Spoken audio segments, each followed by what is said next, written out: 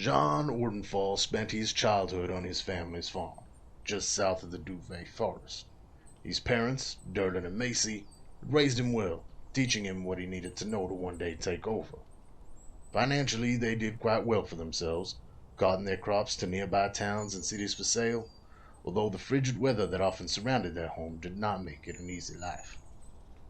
As is the case with most youngins living the farm life, John eventually sought to see what else the world had to offer, and so he left in search of what opportunities the neighboring city had for him. It wasn't long before he realized the city life was not his to live. The boy who left, though, had become a man, and the man had met a woman, a blacksmith's daughter by the name of Cerithia. They fell for each other quick, and before they knew it, their love blossomed into a marriage and a son. The son they named Durlin, after Jean's father. Jean eventually returned home to his parents' farm with his family, where they made a life for themselves, a new life for his wife and son, but one all too familiar to Jean. They were happy, that is, until the day vile creatures from beyond the veil made their way into their home. After being driven from his homeland by the insatiable undead that now plague it, Jean seeks out those brave enough to aid him in cleansing his land of the foul fate that befell him and his family, and exacting the vengeance he so eagerly thirsts for. As a child, Celeste Highcrest would never have dreamed of leaving the sheltered life of luxury she had become accustomed to. Born to two noble parents in a land far beyond the Vale, Celeste's childhood had been fraught with expectation. Her father, High Archivist Saran Highcrest, had set high standards for his two children, and the elder of those two elves, Celeste's sister Cressida, had surpassed all of them. Cressida had found her talents at an early age, her nose buried in books, and magic coming to her as easy as breathing. Celeste, however, had struggled in the shadow of her sister's success for as long as she could remember, never quite meeting the expectations of her father, and always the object of his disappointed glances. When the two elves came of age, they sat the entrance exam to join their father at the sanctum, to become mentored under his tutelage and scribe ancient texts in the archives. Cressida, to no one's surprise, had passed the exam with overwhelming success. Celeste, on the other hand, held true to her long-standing tradition of always being second best. It was rare that one should ever choose to leave their homeland, but never being able to escape the constant overshadowing from her sister, Celeste had decided it was finally time to break free of this tradition. For here, she would always be Cressida's sister, never her own person. But if she were to leave, perhaps she could finally forge her own path.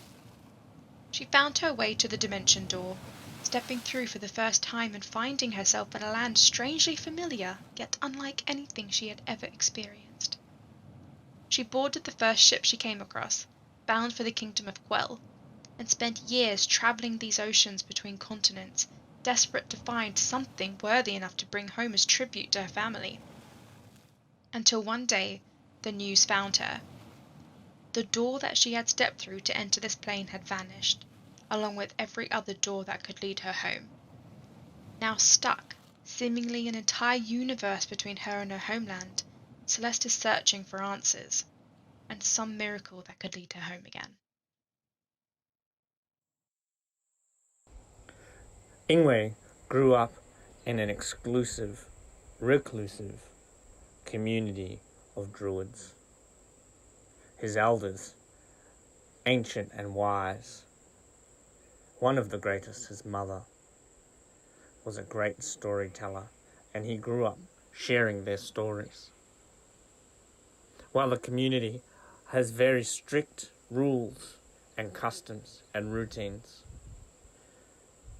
each member is encouraged once in a lifetime to travel out into the world and experience the trials and tribulations, bring back their challenges to share and to tell the story of the world.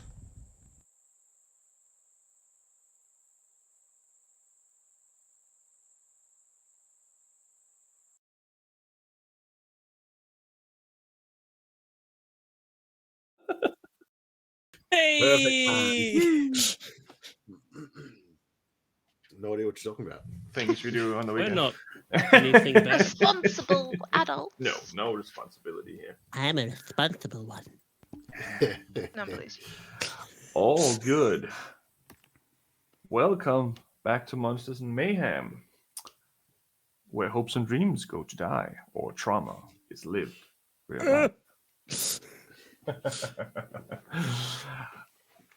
We have two announcements today. The first one is that you should all join our wonderful Discord because we have much fun and everyone gets to see me fail in funny outfits in Fall Guys and apparently get myself spaced because I can't figure out how to play Among Us. But you can join us and you can play with us. You can show your food. You can show your pet photos. You can play other computer games too with people if you can find someone. We play D&D sometimes too. And we just generally have a lot of fun in the community. And if you're not there, you're a square. We have games night tomorrow night. Every Tuesday we have games nights. So come along. The more the merrier. We have like a leaderboard. You can win prizes. It's just like fun games that you can just usually play for like very cheap or for free. And we just Exactly. It's looking like a tie between Fall Guys and Among Us tomorrow so far. So Yeah, I made it a tie just because I'm chaotic. People keep voting for like every option. I'm like, you guys. Fair. Should do that next time. Getting all our stores. Well, I guess that was the first announcement. The second announcement is that we have a sci-fi D&D game coming. Woo! And that will air on, I guess, Monday. Isn't it? That's Monday, yeah. It's this Monday. Hell really, yeah. already? Wow. Yeah. And because we're doing that, we have a little interesting promo to show you where we have a few guests. And I get to be a player one for one. Well, let's have a look.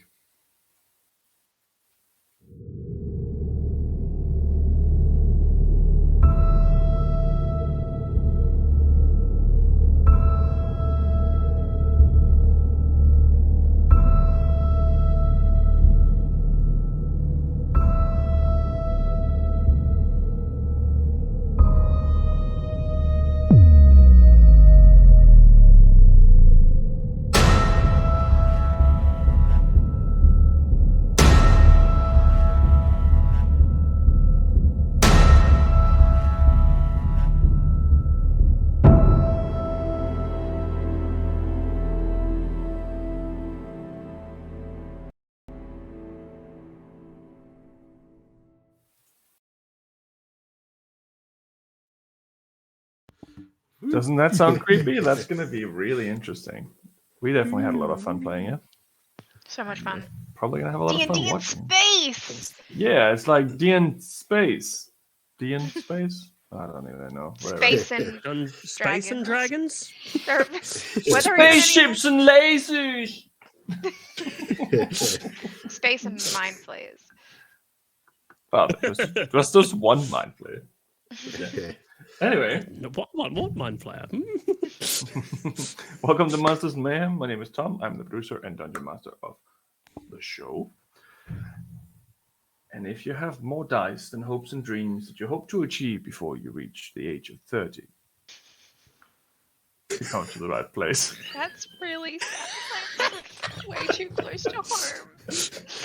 Hey, I can say that I'm 38-ish. Yeah. And I also have a joke today just to make it up for you, Laura.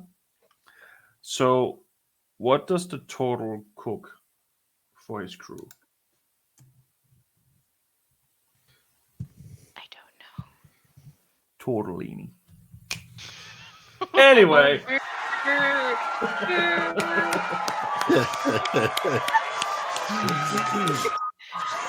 Let us add a little bit of background music here. Calm down, crowd. You don't know, we're playing in front of a live studio audience. Yeah, just people with boards telling everyone to laugh because they have no idea what to do. So. It's really weird though, because that's the first time that they've been vocal. The rest of it, they've just been dead silent.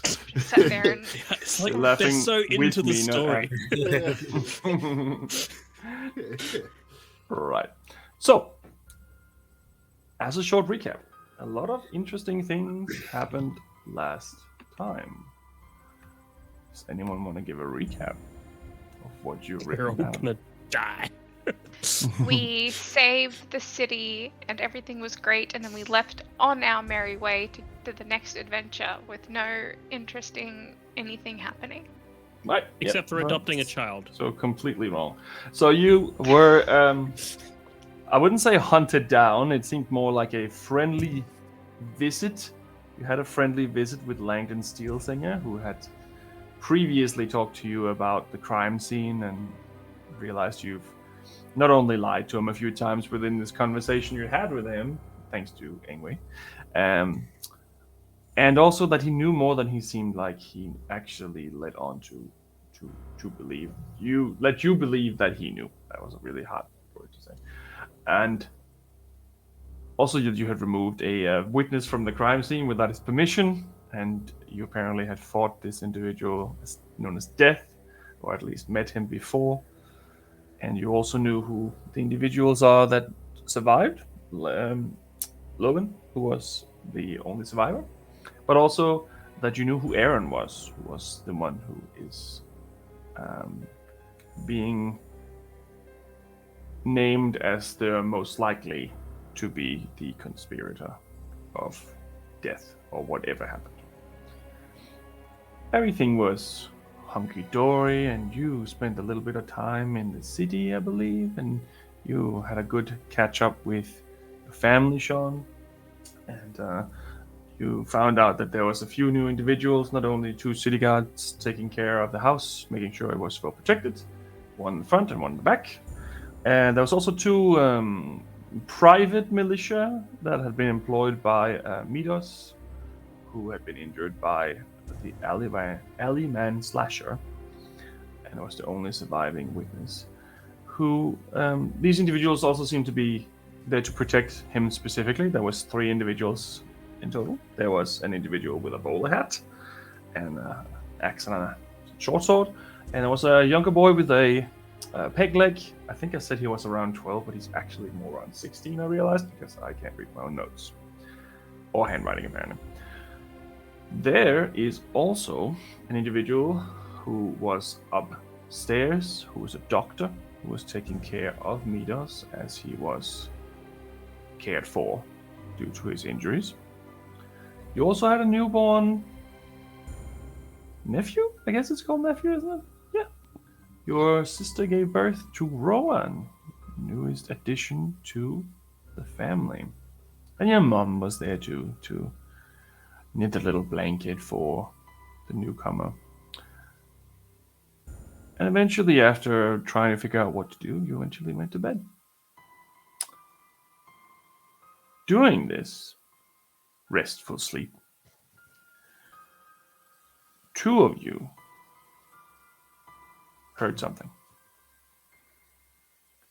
Drekik and Ingwe both heard noises from downstairs, and Ingwe was fast to go and investigate.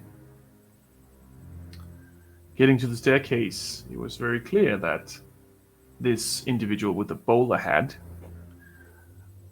was also very curious to see what that sound was and was moving downstairs. He went into this dark area of the kitchen. You heard a crunch, followed by the sound of a short sword and a hand sliding across the floor and stopping closer to you than to the kitchen. And out from the kitchen came what seems to be an enormous wolf-like creature, black fur, and it seemed like it was covered in blood and ready to fight. And I need you all to roll initiative. Yeah, it begins. Oh, good initiative. Who is she? It's because of that joke before. Yeah. Drunk Jack will awaken. I was gonna say, my only notes for this episode so far, which I put there from last time, is just in bold, all caps, Drekik drunk. Oh boy. That is right. That is right. That is why I didn't haven't actually initially heard it tell yet. you that. You haven't heard shit yet. That's why I was like, why does he do that? Because they have pretty much the same passive perception. Because it doesn't count. I'm out cold. You're knocked out. Yeah, that's right. Sean. 25. 25. Wow. Did you roll on nat 20? What was that? Nat 19. I got a +6 on initiative. I'm, Nice. Yeah, Wow. I got the alert He's just feat. paranoid as fuck. Now He's he just well, sitting one there in more. his room just like, And Celeste, what did you get? 17. 17. What is your dex? My dex, 17. You would go first then.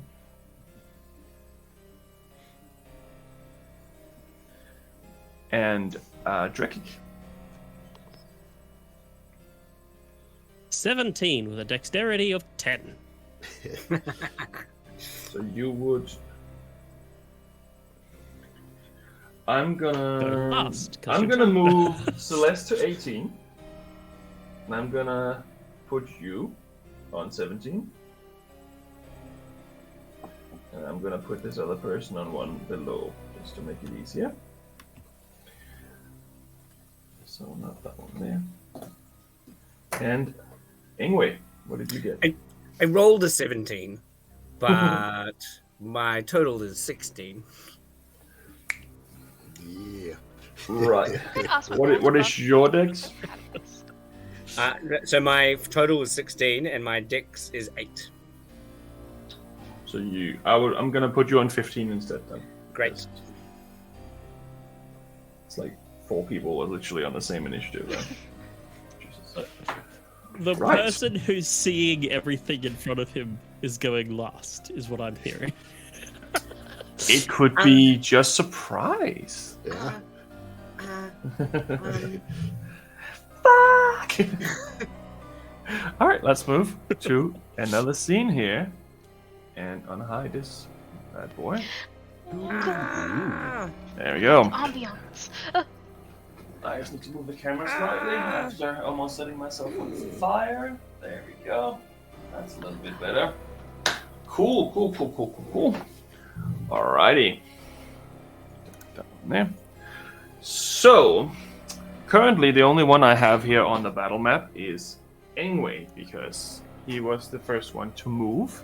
And the individual went into the kitchen. He went into this room over here. This is the kitchen area there. And this is the whole dining area. And out there's a little garden. And this is the exit to the main exit. Here's a little guest room. And here's probably storage or like a common room. And then there's another room leading down to where the basement is over here as well. So Damn, I'm how not sure much if you can see it. Money your family got, Sean. How much they pay in rent, you reckon? This is only the entrance. God damn. I think they own the place. So first up we have Sean Ordensfall. In the Ordensfall residence. I guess it's Lion Gate really, but whatever. Yeah, I assume I'm sleeping, right? You would have heard the second crunch and slide. It would have sounded like someone took a metal pot and threw it across the floor. Okay. That's how much sound the short sword that he had in his hand had that flew across the floor. All right. I'm going to pop up, grab my stuff. I think I'm just going to take... I'll take Lysendriol in one hand and the Thunder Axe in the other. Mhm. And I'm going to... Is it like there was sound? I woke up and there's still sound going on, like it's continuing, like I'm hearing grumbling or roaring or something downstairs, or is it more that there was a sound that woke me and now I'm just sort of like, what the hell was that? So you would have heard some footsteps going down very gently. You probably wouldn't have heard the footsteps, to be honest, because you were sleeping at the time. Yeah. You just have heard that noise. Yeah. And that's pretty much what you would have heard at this point. No growls or anything yet. Oh, Okay. actually, there was a roar, so you would have heard some sort of roar. Okay, yeah, that's right. Yeah, right at the end. Okay, in that case, I will grab my 2 axes and I will swing out the door, checking each way, and then I will sort of gradually start making my way toward that sound. And if I pass another room, I'm gonna just sort of bang on the door, just whoever's in there, basically just like, you guys hear that? Something going on? And you do notice that Ingway's room, the door's already open. Okay. And I'm So gonna. is your sister's. Okay. I think Jean would. Yeah, I think he'd be careful. I don't think he'd be sprinting in there because it's the dark type thing. I think he'd be made low. I don't think he'd dash or anything. He's just going to use his 30 feet to walk out, creep around, and just keep an edge. And then, if anything, an action to dodge in case anything jumps out from the shadows. So you're staying in the hallway, or are you going further down? I'm going to go as far as my 30 feet will take me. Down or in the hallway only? Are the stairs separate to the hallway, or? So it's a long hallway with doors on both sides, and then it ends in the staircase going down. I'll go as far down it as I can, basically moving down, just banging on the doors of people as I'm going down, and then once I get to as far down as I can, just sort of like being at the ready, stopping, looking about, keeping an eye open. Yeah. I'd say that you can probably make it to close to where Ingway is here. So there is a wall here, so you can't quite see anything yet, but where Ingway is, you can see into the room there. Okay. So you don't have any vision yet, but that's what you can kind of do. Okay. Anyway, what the fuck's going on? Ah! Yep. Correct response. Oh, you scared me, John. But it's much scarier ahead. Watch out! Celeste, you are actually next. I hate to be that person, but would we have armor on if we are just awakening? No, you probably wouldn't. That's what I thought. Right, but just No. unless I take like 10 minutes to put my armor on, I'm gonna unequip that. Kick Mike, he just collapsed into bed. He didn't take it off. Oh, he was born with this. Maybe it's Maybelline. 3 hours to put on heavy plate. Ingway was on watch, right? Did we do a watch, or did I just wake up because... You heard it because of your passive perception. Yeah, okay. You heard 2 crunchers, and then you went downstairs to investigate, and you heard a 3rd crunch. Whatever anyone else decides to do is cool, but Celeste would not sleep with her armor on, even out in the middle of like No. the wilderness. She's very much needs to wear like her silk pajamas type situation. That is fine. Okay. I'd hear, like, if I've woken up to this, I would hear Jean kind of like the banging on like the doors, like he's not being quiet. No, he is trying to actively wake people up now. So. Alright. Gonna wake up, kind of roll over, reach my hand into my pack and just grab like a dagger. Yeah. And then step out into the hallway. Question, do I know where Mina was sleeping? She was Mira? downstairs with Macy.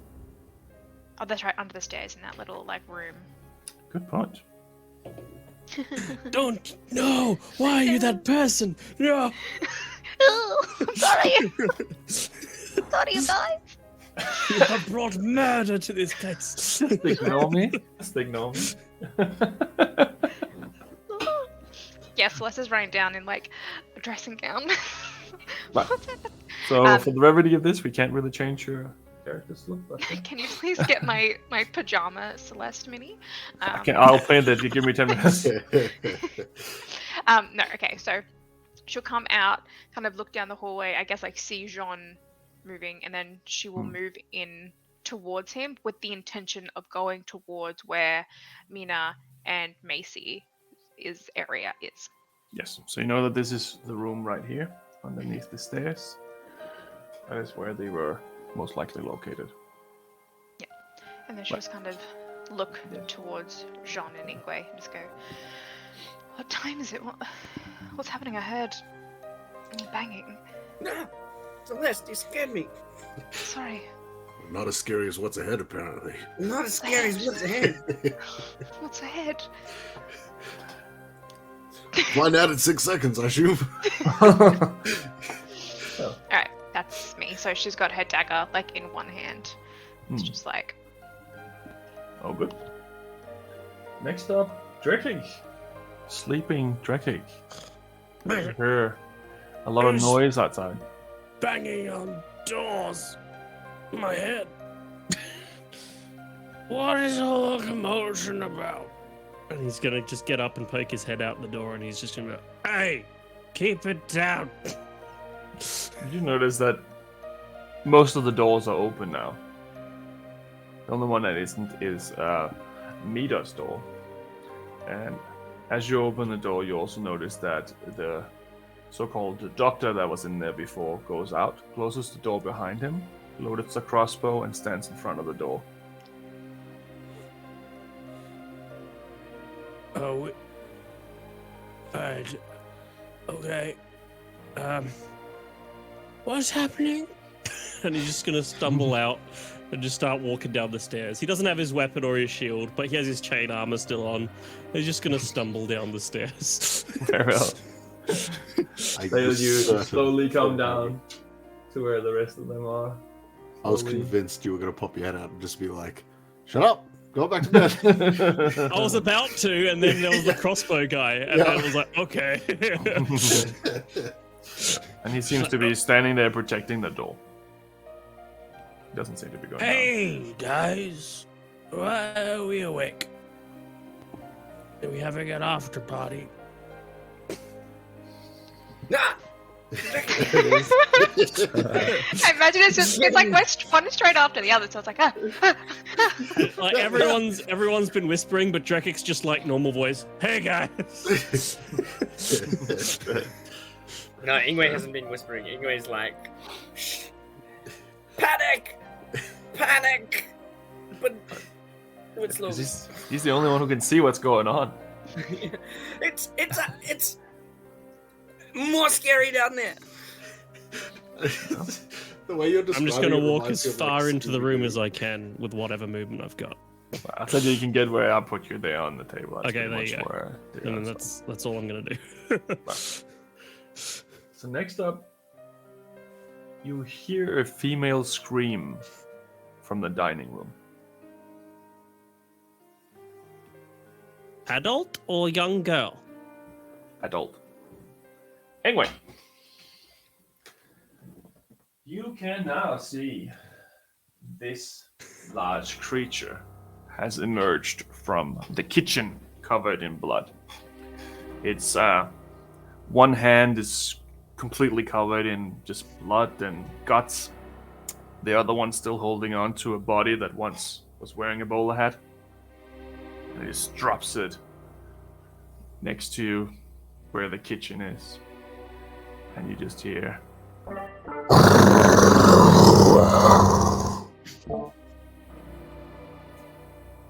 But it is your turn. Panic at the scary, big, massive wolf thing, and cast polymorph Okay. On who? on the scary wolf thing. Okay. What is the resistance? Wisdom 16. Okay. I rolled a 16. And And he's it has got a -2 wisdom. No. I panic and turn into a polar bear. Okay. Are we all crushed under this polar bear's weight? That's not The a stairs polar bear on the collapse. staircase. Oh, they're pretty sturdy for this house. So I would run towards the wolf thing, and Okay. so like I'm going to run up to, and I'm gonna pull out like a little cocoon, and I'm gonna be like, ah! What did you do? I didn't even know that dude's name. And try and cast the spell, and like try and cast a spell like right in his face, and so like I imagine he resists it by like, defending himself. And So then I'd say the way that he resists it is you see this almost shine come over his body for a second. Yeah, and then I will turn into a polar bear like in his face. Right. So you rather than turning into the polar bear on the stairs and. Right. So you get to roughly around here. I think you have like 40 feet movement. 30.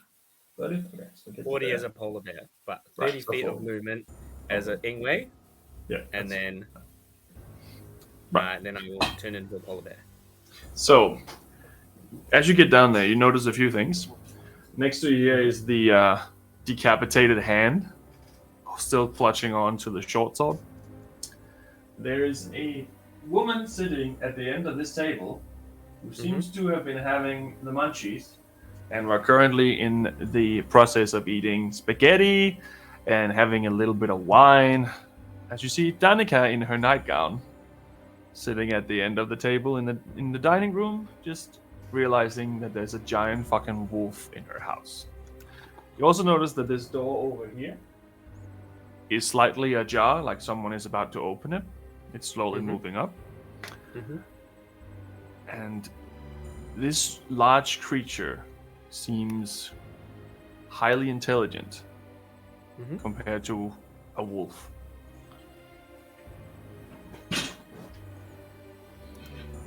That is you? Yeah, that's me. That's me. That's all I can do. Very well. Next up, another individual moves out from the shadows. You can't see him, but you can hear him. Sterling.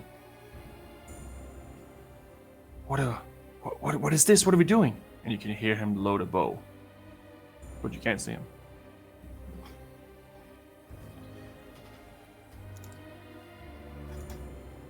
Sneaky boy, sneaky boy. After that, you hear some noise from this adjoining room here.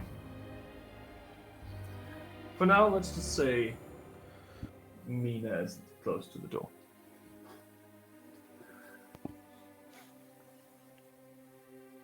And next up, it's the wolf's turn. He quickly moves straight towards Ingwe and starts unleashing attacks on the polar bear.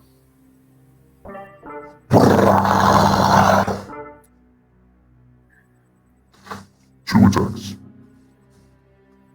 With its claws. The voice is still going. 2 attacks with the claws, sorry. Wow, that is actually really, really bad. Let me just double check.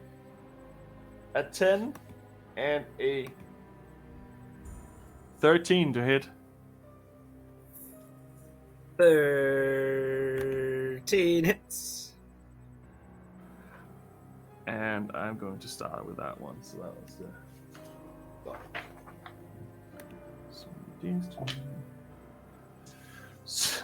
So 4 points of slashing damage and 4 points of necrotic damage.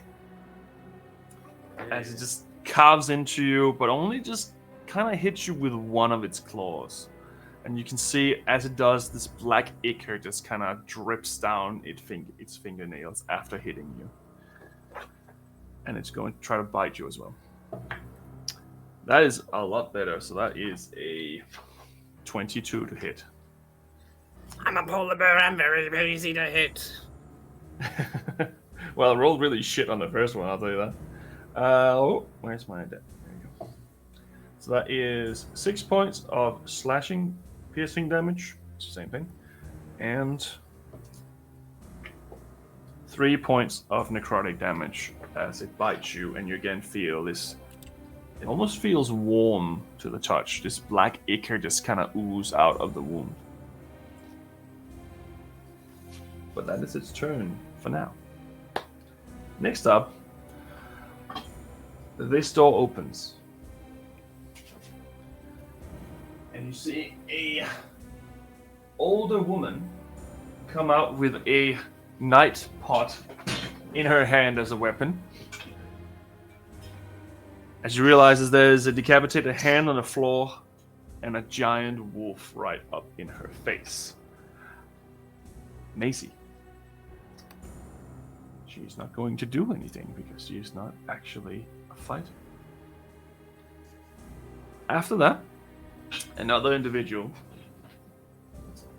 comes from the hallway and attacks. This is the 16-year-old boy with a peg leg. And he's going to try to take a swipe at it. That is not going to hit, so he's going to do another one. That is not going to hit either. So he just tries to attack it twice with 2 daggers, and he just can't hit it. It just moves too fast. And last up, one last individual opens this door with a little lantern and a little night dress, as you see Jonas come into the living room. He is also very scared, and he's holding a little butter knife in his hand. Sean, it is your turn. Yeah, cool. Basically, just gone like, all right, so I've blindfolded your family and put them before a firing squad. Now you're up. All right, cool. There you go. Take one. Oh man. Alrighty. So, I'm gonna step around the corner. Yes. Okay. Here, you can finally see everything that's going on there. You still can't. You can't see Derlin. Yeah. So Derlin's just been heard, not been seen. Danica's at the end of the table. Jonas is on the far door. Yep. Macy and the peg-legged boy have come across by the hall, right?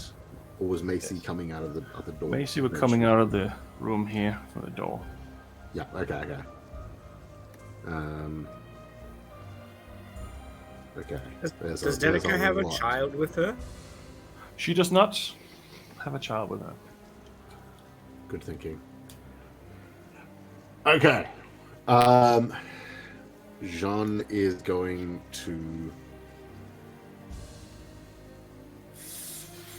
He's going to rush forward, and he's going to throw the Senriel as he's running. What is your movement speed? 30? 30. 30. Okay. I imagine I'm going to come up a bit shy. Yeah, you're going to be around there. That's a bit of a stretch to get there. It's actually quite far. Yeah. But you can definitely throw and attack. Okay. I will... Yeah, I'm going to launch Lysenriel. Let's go with that. Go for it. Where are we at? There we go. Natural 1. I need you to roll me a... Did you just hit the granny? Fucking, we'll find out. Roll me a d6. 1. You can't kill her. Ow, Okay.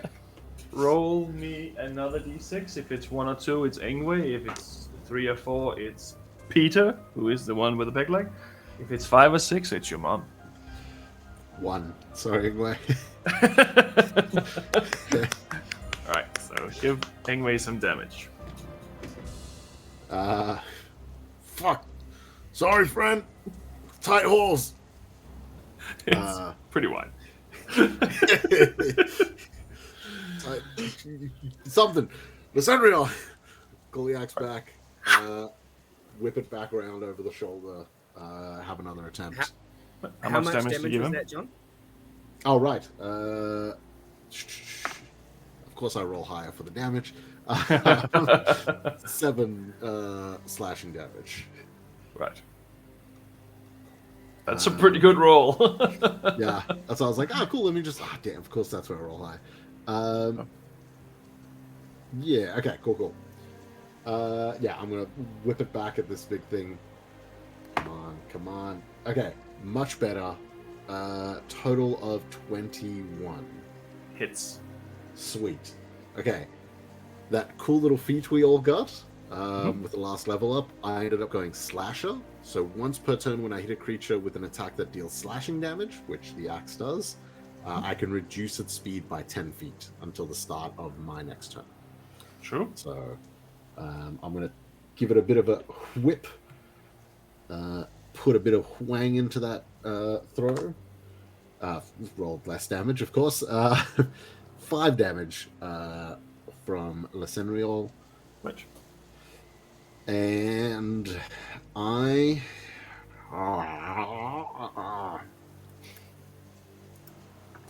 Do I... I mean, I have to. I am going to action surge and use my action to dash. Okay. Beginning and And it's krill. not quite. I am going to run over to my mother Okay. and try shove her back into the room and close the door. Okay. I'd say that you can do that. And now you are in front of the door instead. Sweet. Okay. And I think that's me. I can do something with my bonus action, but I'm gonna hold off for the time being. Very well. Yeah, sweet. That's me. Okay. Celeste, you are up. Right. So I'm going to look over towards Jonas as he's just emerged from his bedroom. I'm guessing you're going here, list. So you can see. I'll move forward and go, oh my god, you're right, it is much worse up here. And look over towards Jonas where he's standing. Where is the nearest door to outside from where he is? Here or into the garden, but the garden is a closed off environment. Right. I'm going to point towards the door to the garden, look towards Jonas, and just go, get out. And I'm going to move. How many feet was that to get me to the top of the... I'd say area? 5 feet, just to make it easy. Right, I will move in towards where that table is and kind of stand there. Right. And I will look towards Jean and I'll just go, how does this thing get in? We have to stop it from hurting your family. Can't hear you. You are scared. I was helping Mom. Sorry. Yeah. No, I have no idea. I'm doing what I can. Yep. Right, I'm going to say, if they try and get out of that door, just make sure they keep it closed. Worst comes to worst, I'll throw up something and put it in its place. Do what I can. Right, please, don't you Tingway again. It's very embarrassing. In front of your family too, Jean. And I'll give you a D8 bardic inspiration. So also as a note, after our level up, I now have magical inspiration, which means that you can add that D8 to healing rolls and damage rolls, as well as to hit. So Hell yeah. Exactly. do that. Where is my bardic inspiration? It says right there. And I am going to... What's this? I haven't used my action yet, have I? Movement, bonus action. I haven't actually. No. Except for tell Jonas to get out. And I will, as my action...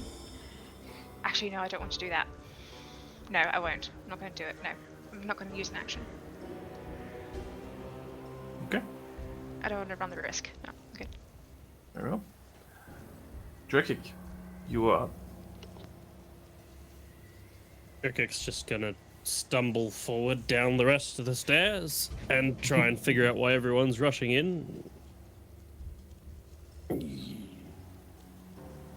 Yeah, that's a big wolf. Right, and he's just gonna stumble forward as far as he can directly to the wolf. How close can I get to this thing? You can get down the stairs. Right. Okay. Right so I can't behind. really get that far. No, it's actually quite long. Like if you go that way around, it's actually like 30 feet. I'm gonna dash towards the wolf. Okay. Should I make a check because I'm stumbling drunk? I'd say make a dexterity check. We're just giving 8. ourselves all these disadvantages for no reason. You Another axe in the back. charge full speed straight into the table leg. And your little toe takes 4 points of bludgeoning damage. Ah, freaking! As you realize There's one of more your of them. shoes weren't on. There's more than just the wolf. And I will cast Spirit Shroud as a bonus action. Okay, and what is the effect and range on that? So it's a concentration spell. I'm going to cast it as radiant damage. And until the spell ends, any attack I make deals 1d8 extra radiant damage when I hit a creature within 10 feet. And any creature of my choice, I choose the wolf, that starts its turn within 10 feet of me has its speed reduced by 10 feet. Okay. It was a very slow wolf. Good job. That wolf should not move. Very well. I could keep that wolf in place. Alright, that's you. Yep. Danica is going to drop her spaghetti and just kind of walk away up against the wall here, hiding.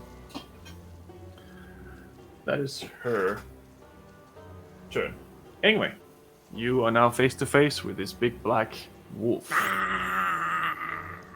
I try to bite it. Go for it. And I bite it with a 20.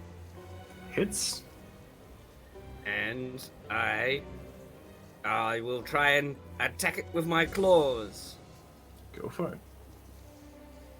And that is a 19. To hit or damage? To hit. Hits. I do 9 points of piercing damage.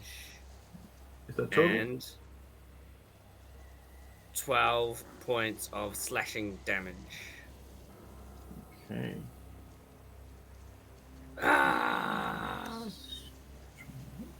Cool. And I will use a bonus action to give myself 5 points of healing. Okay. Good choice. That's it. Next up, we have Derlin. Oop. Derlin will fire his bow twice. Actually missed this time. That's Yeah. not Dylan, that's an imposter. And you That's see just my two boy. arrows just fly out of nothing. Just fly out of the shadows. But both of them just takes out a piece, a potted plant here and something like that. Doesn't hit. It's not a critical fail, but it definitely didn't hit at all. He's like, ah, fuck. And you can hear him moving, but you can't see him.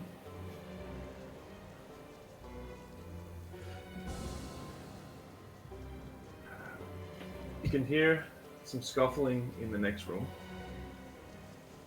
Little girl's feet. And next up, I need everyone to make a Constitution saving throw. As it casts its Midnight Rite to everything within 40 feet radius. Natural That 20, includes baby. every single one of Sean's family members. Yeah. Oh, natural 18. Alright, so Drekig, what did you get? 22 total, nat 20. Pass. Anyway, 17 total. pass. Celeste, 19 total. pass. Sean, Con save, right? yes. Constitution, 19 total. pass. Let me just roll for these guys as well, just so I So can. sound of mine. So, Danica has a failure. Derlin is a failure. Mina succeeds. Macy, natural 20. Pete the Hinchman, failure. And Jonas succeeds. So, let me just roll some damage.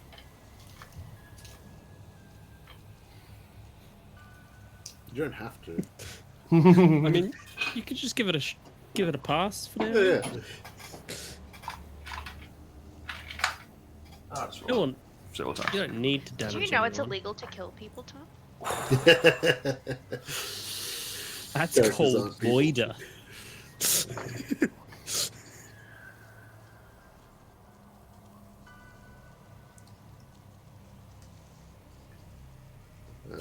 Let me check. Shit. The suspense. Up in the mansion, they call it Moida. Hey, hang on. All of you take 16 death. points of necrotic damage. Wait, hang on. Ooh. We succeeded in the saves and we take 16. Yeah, it's halved. Oh, guys! Oh, you guys! Macy takes 16, Oh no. and Mina takes. No, she didn't succeed. Let me just write it on here, sorry. So, Danica failed. Derlin failed. Mina. Jonah succeeded, and Macy succeeded. So, ladies and gentlemen, that is. Macy is. Okay, good. Wait, Jonas. so I take 16 damage or 8 damage? Why would you take 16. 8? No, I'm just okay. Cool, just checking. It's 16 is the half. 16 is the Yeah. half. I can halve the 16, yeah. Please. I'm drunk. Right. Okay. Derlin took a full hit. He's still up. Okay. Danica took a full hit. She goes down on one knee. Like, Mina? unconscious one knee? Is no longer accept. breathing. Pete is no longer breathing. Peg leg. Yep. Pegleg and Mino. Wait, Mina? I thought Mina succeeded. No, that was not her. That was Macy and Jonas. So that's all there. And yeah. Do I see Mina at all or not? No, she's in another room with Macy. So what you see happening is you see this creature just look around and realize there's a lot more than it thought it was, and it just unleashes this black, almost bluish black, dark energy that just kind of pulsates out from it, and just hits everything. And now it's going to attack Ingwe. The first attack is a 13 to hit. Hits. 6 points of slashing, and 1 point of necrotic. No! Sorry. Ingwe returns as an Ingwe. It is also going to attack you again. This one is a 22 to hit. So okay, my armor class went down as an Ingwe. Oh, Jesus.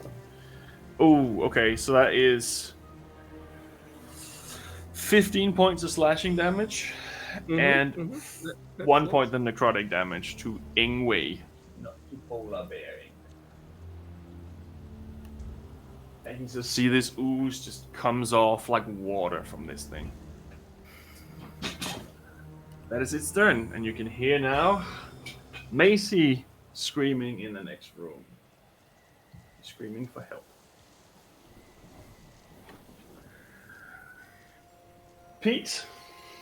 Dear old Pete. Dear old Pete. Last Pete we He's hardly back knew up with ye. 1 hit point. The peg leg was actually a healing potion in disguise. That's a cool character idea. Right, so Pete did that, and Jonas is running full speed. So where these two openings are, there are actually a glass door, like those patio doors that leads out to like a balcony and something. It's kind of like that, and he just runs straight towards it and moves it. And when he gets to the garden, he screams, "There's another one!" And then he points out that there is a dead guard with his head missing in the garden. But he's still holding on with his little butter knife, wearing his little goodnight slippers, and his light. But he is bleeding very profusely from nose, ears, and eyes. Sean. Yeah. Yeah.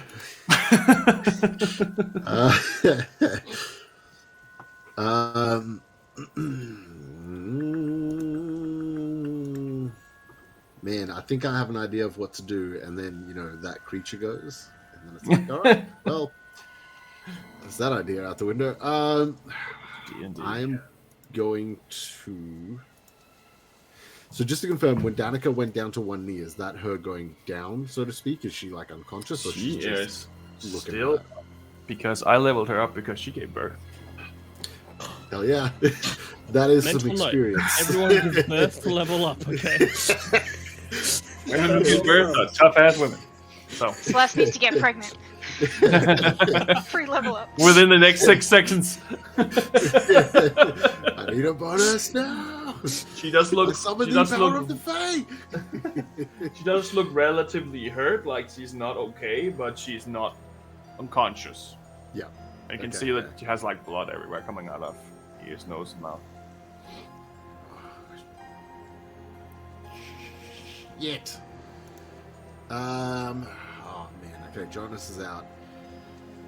Derlin's still in the shadows. Macy's in the room. John just told Celeste that he would be keeping them in the room.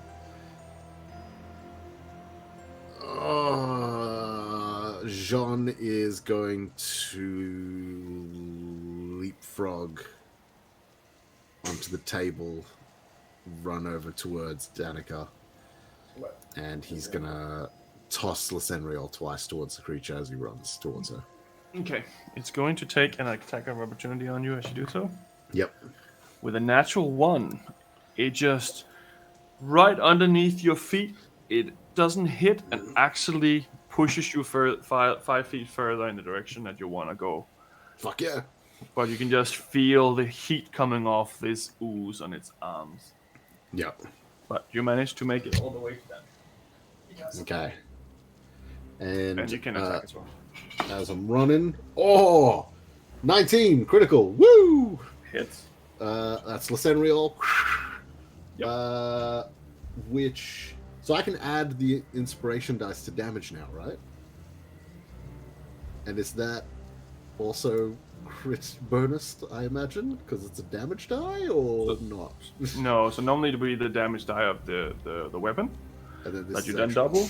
Any additional die is not double. Okay. It's added to it, I believe. That's how I usually do it, at least. No, totally fair. Okay, let's see. So, Unless- yeah, roll the 1 on the dice. That doubles to 2. Brings it up to 5 damage. Do I want to add the damage? Yeah, I might as well. And an additional 3 damage from the Badic Inspiration. Thank you, Celeste. Dang. So 8 damage from that attack. Then Lysenriel, call it back, whip around, using the momentum, spin around the other way, throw it again. For a 21? Hits. Sean's hitting shit. You're hitting shit. For a 7 slashing damage, and I will instigate the I should have done it last round, but whatever. Instigate the slashing effect, so its speed is lowered by 10 feet until the start of my next turn. Rightio. And actually, I forgot. The slashing thing does two things. When I crit with a slashing weapon as well, when you score a critical hit that deals slashing damage, you grievously wound it. Until the start of my next turn, the target also has disadvantage on all attack rolls. Okay. So, Good to know. huzzah! Okay, so there's that and that. And man, there's a million things running through my mind right now. Okay. And you enter a rage. Yeah. All the things you said. It was All the things you said. close. So, getting to Danica, I'm actually like in contact with her, right? She's just behind there. Yeah. You got the whole way there because of what happened with him. And I don't have any movement left, right? No, that would be a full movement plus the 5 feet that you were gifted. Sweet, perfect. Thank you. Sweet. Jean's just going to turn around, call the Senriel back, and just face this creature, and just get the fuck out of this house. And that's my turn. So there's only one exit, which is literally opposite of where everyone is now. Yep. Which is here. But yes, they hear you. Oh, it seems. Jean was talking to the creature. Oh yeah, okay. Okay, sorry, I'll leave now. Cool. He speaks. Okay. Celeste. Right, so Celeste is going to watch John as he jumps up onto the table, and then seeing an opportunity, she's going to dart behind him and throw open the door to Mina and Macy's room. Mm-hmm. She's going to use her action to toss them a healing potion and then close the door again. Okay. She's going to stand at the door, and then she's going to look over towards Danica and Jonas. And she's going to go, both of you upstairs now! And she will bonus action healing word Danica. Okay. Go for it. Oh, yes. That's went onto my keyboard. Nice. So that is 7, 8, 9, 10 points of healing towards Danica. That is pretty good. And then she is going to stand with her back to the door. So she's like rolled in a healing potion, closed the door, standing with her back to the door, shouted over towards them, get upstairs. And then that's me. Very well. Cool. Drekik, you're up. And this table grievously injured you. Yep. Stupid table. Wait, do I have to make a Constitution saving throw for that? For my concentration? I do, don't I? Yeah, you do, because you did take that damage before. Also, you took the other damage before as well. So you technically need to do two. I hit my... I stubbed my toe, then cast the spell. And then the Constitution. Yeah, true. I just rolled a 7, so my spell's gone, isn't it? Yeah. Sorry. Can we stop being honest with the DM, please? About No. Tell me more. Was that from knocking your foot, or was that from the Constitution saving throw? That was from the Constitution saving. Okay, I feel less awkward about it now. Good. Yeah, it wasn't from knocking my foot, because I knocked my foot, then cast the spell. Yeah. So that's how I remembered it too, but yeah. So in that case, I am going to look at Pegleg on the floor there, and just be like, "Get up, run!" and cast Healing Word at him. 1d4 plus 4 is an 8. He gets 8. There you go. Nice. He is on 8 points. Good to know. Right. How many people would I hit if I did a Thunder Wave right now? You would hit Celeste, Engway, the big bad, the guy you just healed, several other pieces of decor. Okay, right. Let's not do that. I mean, go for it, like. Calling lightning, no, we're inside. Shatter, no, that's a bad idea. Great. Can I cold breath weapon upwards at this wolf's face so it doesn't hit anyone else? I'd say you can. Okay, I'm gonna do that. Cold breath weapon. So that's a 13 dex save for the 13 deck save? Yep. That is a 29. Right. So I believe he takes half. Yep. 1d10. I believe is that die. He will take a 1. Oh no, I hit my toe. Yep, he takes 1 damage. Okay. He doesn't even flinch. He doesn't even seem to react to that. You get more damage. And I'll be like, I think I did more damage to the ceiling. Help. And I'm going to end my turn. Right. Next up, we have Danica. And Danica is scared. And she is doing what any mother would do. She's running upstairs.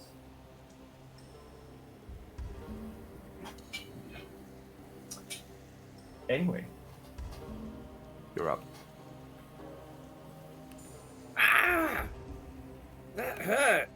Is there a parrot in here? Bruno's behind you, and he's gonna bite your face. And I cast Conjure Animals. Now, rules is written that spell says that I roll initiative for the creature. I'm gonna cast a polar bear. Okay. Do you want me to roll initiative for the polar bear, or do you want the polar bear to act on my turn? I wanted to act on your turn just because I already have a lot of things on here. And then I'm going to bonus action turn into a polar bear. Right. Which one So is it? I want the polar bear. 5 feet I want across. Bruno. I want Bruno the bear to be directly behind, opposite to me. Yep. Yes. Yeah. It's right behind and you. then does Bruno the bear get to follow my instructions this turn, or does he have to wait till next turn? Yes, I'll say yes. Okay, he attacks. Okay. 24 to hit and 21 to hit. Both of them hit. And Bruno the bear does. They both hit, eh? Yep. Bruno the bear does. It's D8. Bruno the bear does. I just need to check something. 13 points of piercing damage. And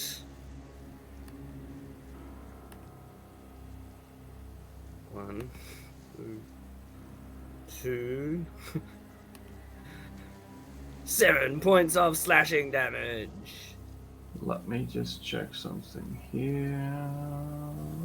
Where's the polar bear stats? Okay, nice. Yep. See that.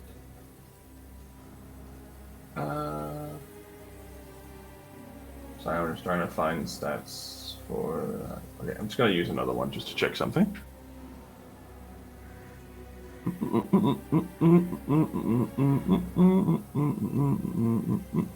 So how's everyone Yep. doing? Cool. Okay.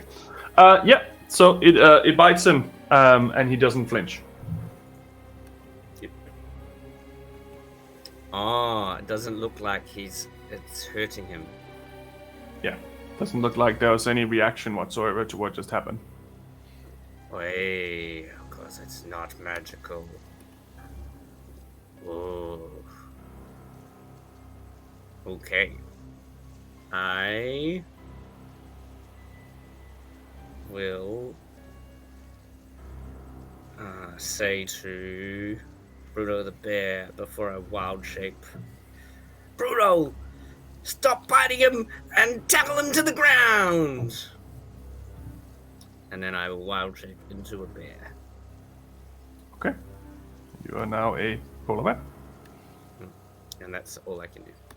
Right. Derlin moves again and tries to shoot twice again.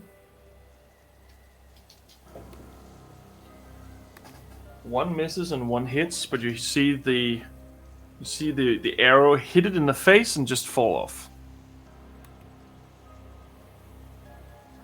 At this point, you still can't see Derlin. I will cross. Arrows off. bad. It is now its turn again. About It to get flattened, boys. jumps from here straight into combat with Sean. Opportunity attack. You can get opportunity attacks for Ingwe if you want, but it doesn't matter with the polar bear. Do I get one, or was I not close enough? It jumped over you. Oh, It had a lot of movement for someone who's been restricted, if you can say it like that.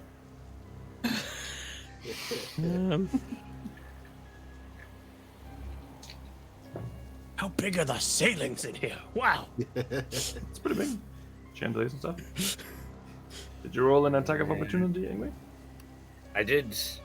It is a 26 to hit. Definitely hits.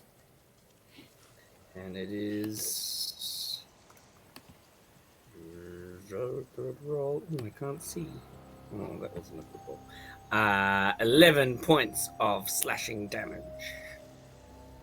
So, no. Sean. E20 to hit. Yep. It has disadvantage. Oh, okay. Oh, it does So have a, disadvantage. That's right. Yeah. a 15 to hit, sorry? 15 still hits. Saying. Like, if we're going to be honest, you got to be honest too, okay? Okay, that's fine. Another 15 instead of a critical hit. Yep. Right. I'll take And it. third attack is a 18. Yeah. No armor right now. I'm sitting on 13. Yeah, it's not too good. It's not too good. Right. So, for the slashing attacks. Oh, 18 points of slashing. No, sorry, that's wrong. So 20, 30, 40, 50, 60. That is.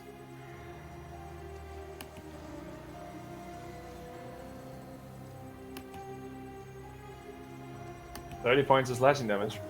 Sweet. And Easy. 4 points of necrotic damage from Easy. the 2 slashing attacks. And then the biting attack. Oh, I already rolled to hit, sorry. The biting attack is 12 points of piercing Easy. and 4 points of necrotic. Easy. Too easy. And that is its turn. Just John like, get the fuck out of my house, and then suddenly just a wave, and then like it steps sideways, and you just see John just covered in blood, and just like.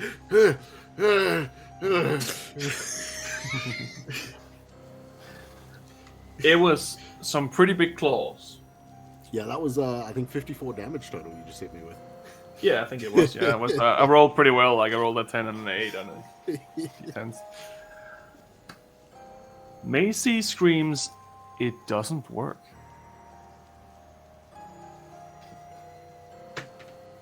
And that is her turn.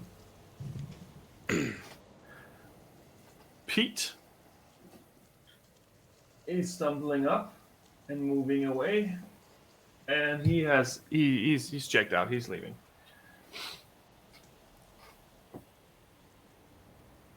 Jonas keeps getting yelled at to do one thing or another, so he's going to try to do what he was just told and go back in the direction where there was no danger before. Try to go upstairs, but now he's faced with Sean fighting this thing right in front of him because he was just doing what he was told. And that is his turn. And now it's Sean's turn. Alrighty. Man.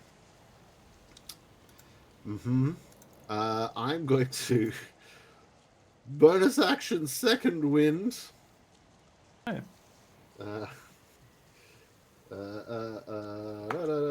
Aye, 10. 16 hit points healed. Woo! There you go. Hang on, why does that not work for me? Work for me. No! Do the thing. Oh, my numlock was off. Sweet. Okay, there we go.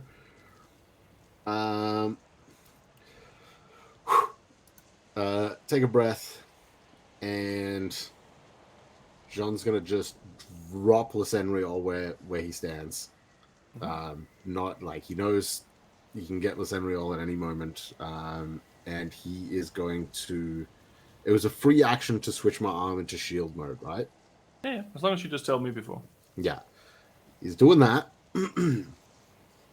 Getting that shield mode going for the extra 2 AC.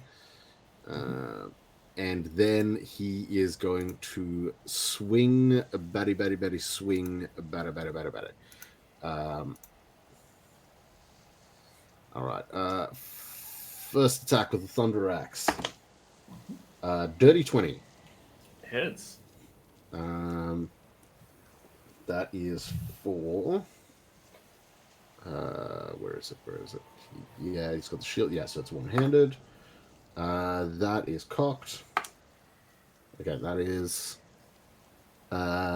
8 points of slashing damage. He's going to hit it with the 10-foot speed reduction. Second attack is not good. 13 to hit. Misses, unfortunately. Yeah, okay. Can you make a strength check for me? Contested Sure can. strength check for me.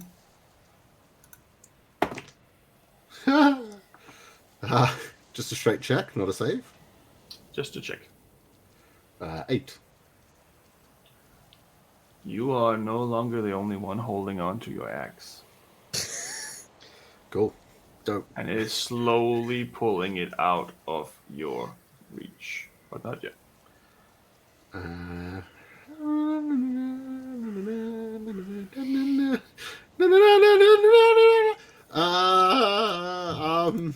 gonna... Yeah, that's my action, bonus action. Wanna move. Who is closest to me? Jonas and... Jonas is right behind you. Drekik is 10 feet away behind the creature. Danica is on the way up the stairs, so she's further away. Okay.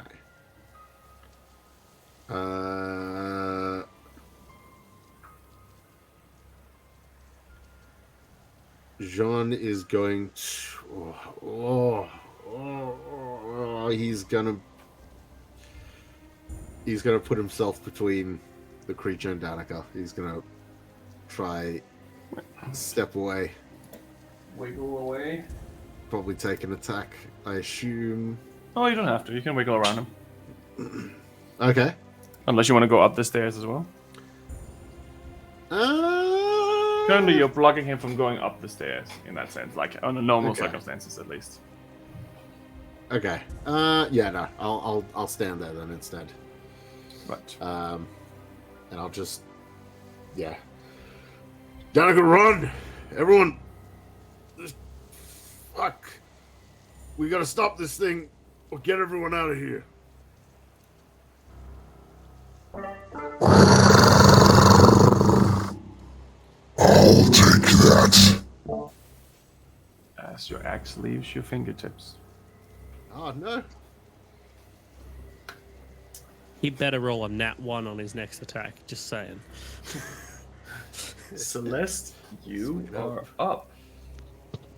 Alright, as I hear Macy yelling from the room behind me, I'm going to turn around and kind of like peek open the door a little bit and go, "What do you mean it's not working, Macy? Make it work!"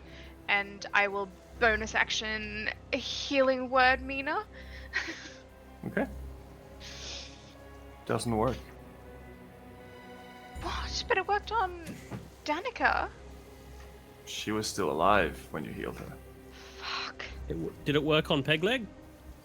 Pegleg was still not dead when you healed him. Yeah, fair enough. Mina is a 12-year-old girl who probably doesn't have more than 33 hit points. I got this cleric coming through. She's just holding her, and she's just does just like blood everywhere. Like,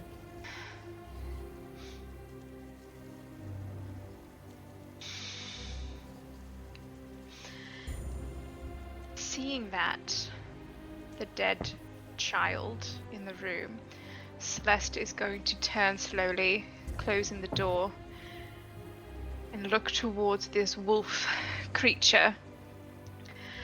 And her hands just start like glowing with this like faint purpley blue energy.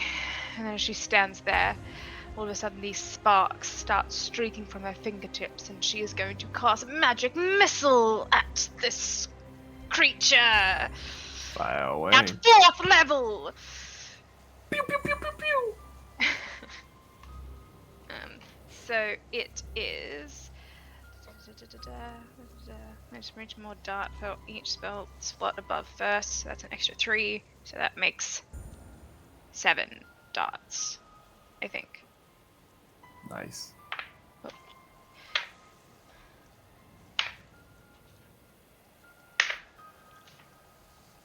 Don't mind me, guys.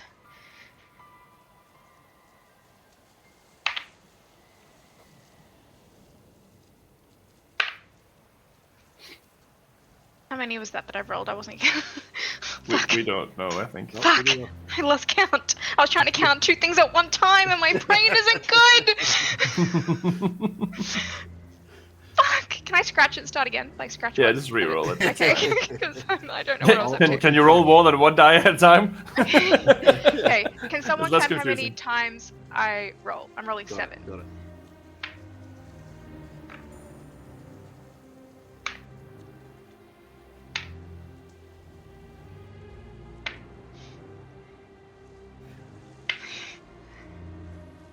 One more. Yep. 7. 22 points of force damage. Hell yeah. Plus 1, 23. Wait, isn't it Is it plus plus one? one No, per it's plus missile? 1 per missile. Yeah. So plus 7. 23 plus 6 is 29? 29. 29 points of force. I Yes. graduated basic primary school math. Very nice. Just checking. Was that one of your other spells, or was that one of your normal spells? Okay, so you know what happens now. That's why I didn't want to risk it before, but she just saw a dead baby. There you go. D20, yeah? No, D100. D100 or D20? I never remember. D100. Roll a wish for. Roll a wish. This shit's about to get interesting. Okay. 73. 73.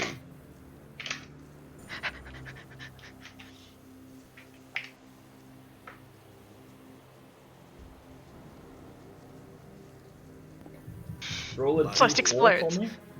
A D4. Mhm. Oh my god, I just had a D4. Oh my god, my palms are sweaty spaghetti. That's a 4 on the D4. 4. That's 4 okay. wishes. Kinda. Ingwe gets magic missile. It's 4 fishes. Phew, okay. These weak mob spaghetti. Nervous on the mob spaghetti. Delicate I'd spaghetti. say Drekig, Sean, Ingwe, and Jonas. Their skin peels off. It just falls off. And they look like these bluish creatures instead, with white hair and white eyes. You function completely normal, but you have just dropped your skin. And you said we're bluish? Your skin is blue, like very pale blue, and long white hair. White it fingernails, painful? this much longer than usual. It wasn't painful at all, you didn't feel anything. Yep, And definitely a dream. completely white eyes. Should have drunk all that whiskey before bed. This is the weirdest trip I've ever been on, guys. I will make a note of additional things that you don't need to know. Cool. I'm just going to put in notes that we turn into the Blue Man Group. Pretty much, yeah. We are all Gettys now. Yeah. I'm really sorry if that kills anyone. That's like Celeste's reaction. It just happens, and it's just so angry, and then she just sees this happen. It's just like. It could have been a lot worse, I'll tell you that. So that's a good. That's not too bad. All right. So just to confirm, it was Jean, Ingwe, Drakic, and Jonas, did you say? And Jonas as well, yes. Ingwe, you don't really notice any difference. You just see another pelt of a polar bear next to you, but you still look like a polar bear. Oh, yep. It'd be interesting to see what happens when I don't look like a polar bear. Yes. Is that your turn, Celeste? Do you want to cause some more mayhem? No, it's bonus action, and I'm gonna stand guard at the door. Well. What just happened? Drakic. Okay. Drac is just gonna be like, okay. He's just gonna sprint towards the door where Mina is, and try to get to Mina. You can get to Mina. She's laying on the ground, covered in a pool of blood. And I'm going to cantrip spare the dying. Does not work. Oh, it's a living creature. Dang it! Yes, that is one of the prerequisites. Unfortunately. Crap. Well then, I don't do that. Well, I'd say you already cast it. Dang it! I'm gonna look at her really, really hard and start praying Right. to Ran for help to save this child. Okay. You begin saying prayers. That's you. All my other ones cost actions. Yeah. And then I'm going to bonus action cast Spirit Shroud around me to do the 1d8 when I get close to him again. Right.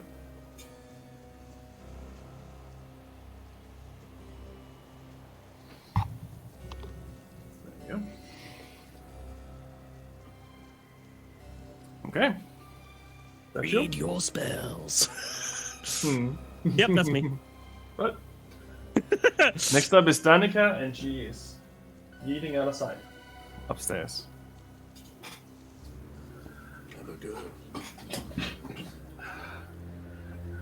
Now it is his turn. Let's see if he gets his thing back. He did not. He is going to do as much damage as he possibly can. So he is going to move around. And he is going to attack Jonas. And hit. He's going to attack Sean. 24 to hit, Sean. Yep. No, You're Celeste rolling has- disadvantage on those, yeah? No. I was Wait. not, but Why is it disadvantage on those? Just- Isn't your feat giving him disadvantage? No, only if I crit No. on a turn. So for one round, Oh, they okay, get never mind. disadvantage. Otherwise, it's a reduced speed of 10. Okay. Yeah. so Dang it. I know, I was hoping to. Tom, yep. as it goes out to strike towards Jean, Celeste will kind of like as this happens, and she looks at this blue white-haired thing, and she'll go, "Didn't anyone teach you any manners? Get off the table, you dirty mutt!" And remove 7 from whatever damage he rolls on Okay. Jean's attack. Yeah. First up, Jonas.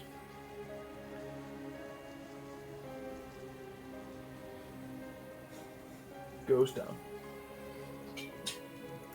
Arguably the best of us.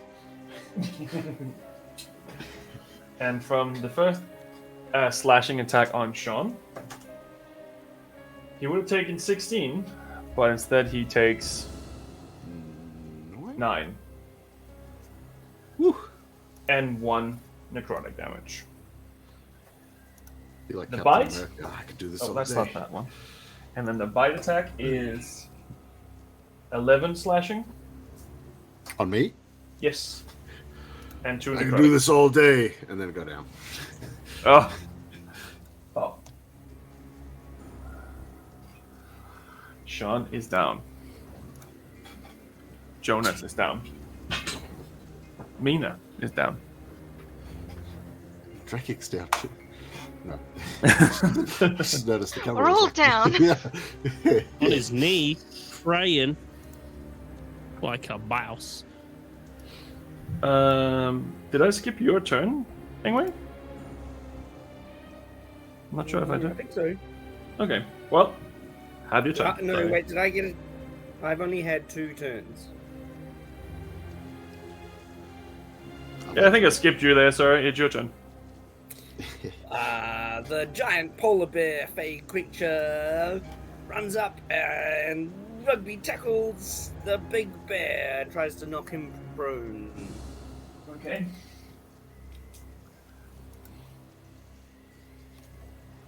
And what is my check? Is that a dex or a strength? And rolled a natural 1, so irrelevant. Woo. Mine was 29.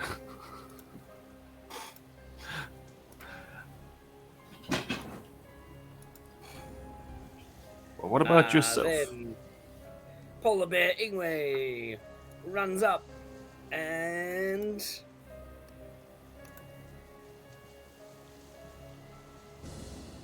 there's a 9 hit. No. What about a 19?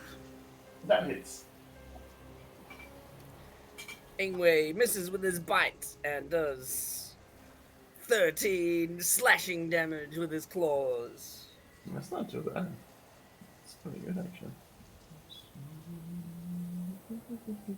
And as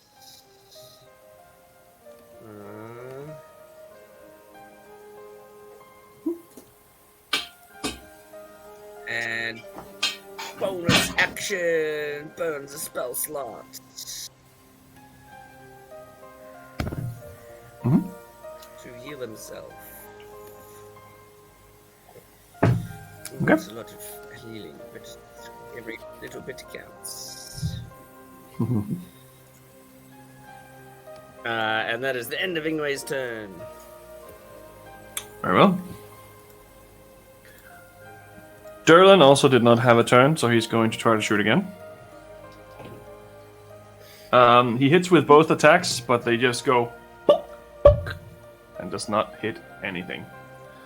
And he once again disappears away from where you could hear him moving. I already had the big guy's turn, so Macy is next, and she's just holding the baby, holding the little child in her arms while she's rocking back and forth. Pete is on his way to the exit. It's not moving so fast. He's pretty hurt.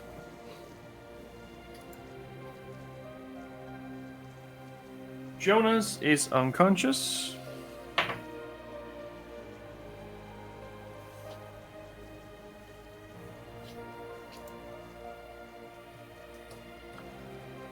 Sean, it is your turn. And you are unconscious. Yeah.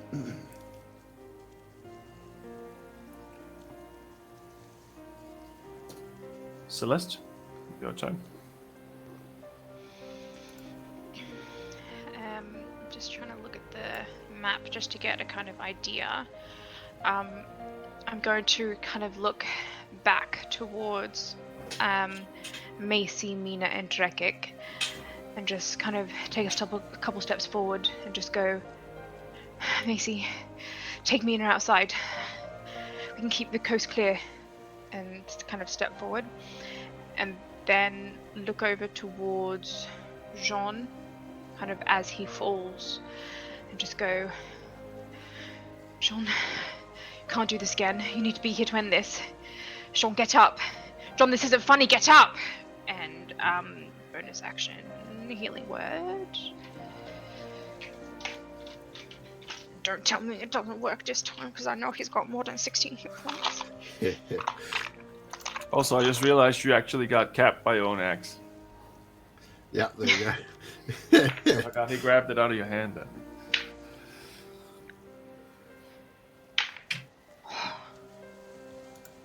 "13 points of healing to Jean." There you go.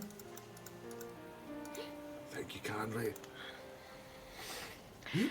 And then, sorry, who is near this creature? Is it only Ingwe? There's Ingwe, and then there's the polar bear that he summoned, and an unconscious Jonas on the floor.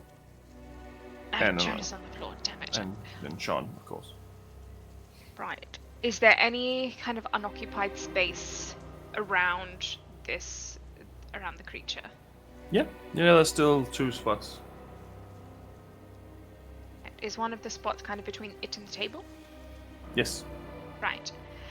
Looking there, I'm going to reach my hand forward and cross my fingers together and throw out a kind of sheen of silvery mist that starts a whirlwind in that space, kind of on the thumb thing, kind of there, and I will cast Cloud of Daggers in that space with the werewolf. I mean, with the necromantic wolf. We don't know it's a werewolf.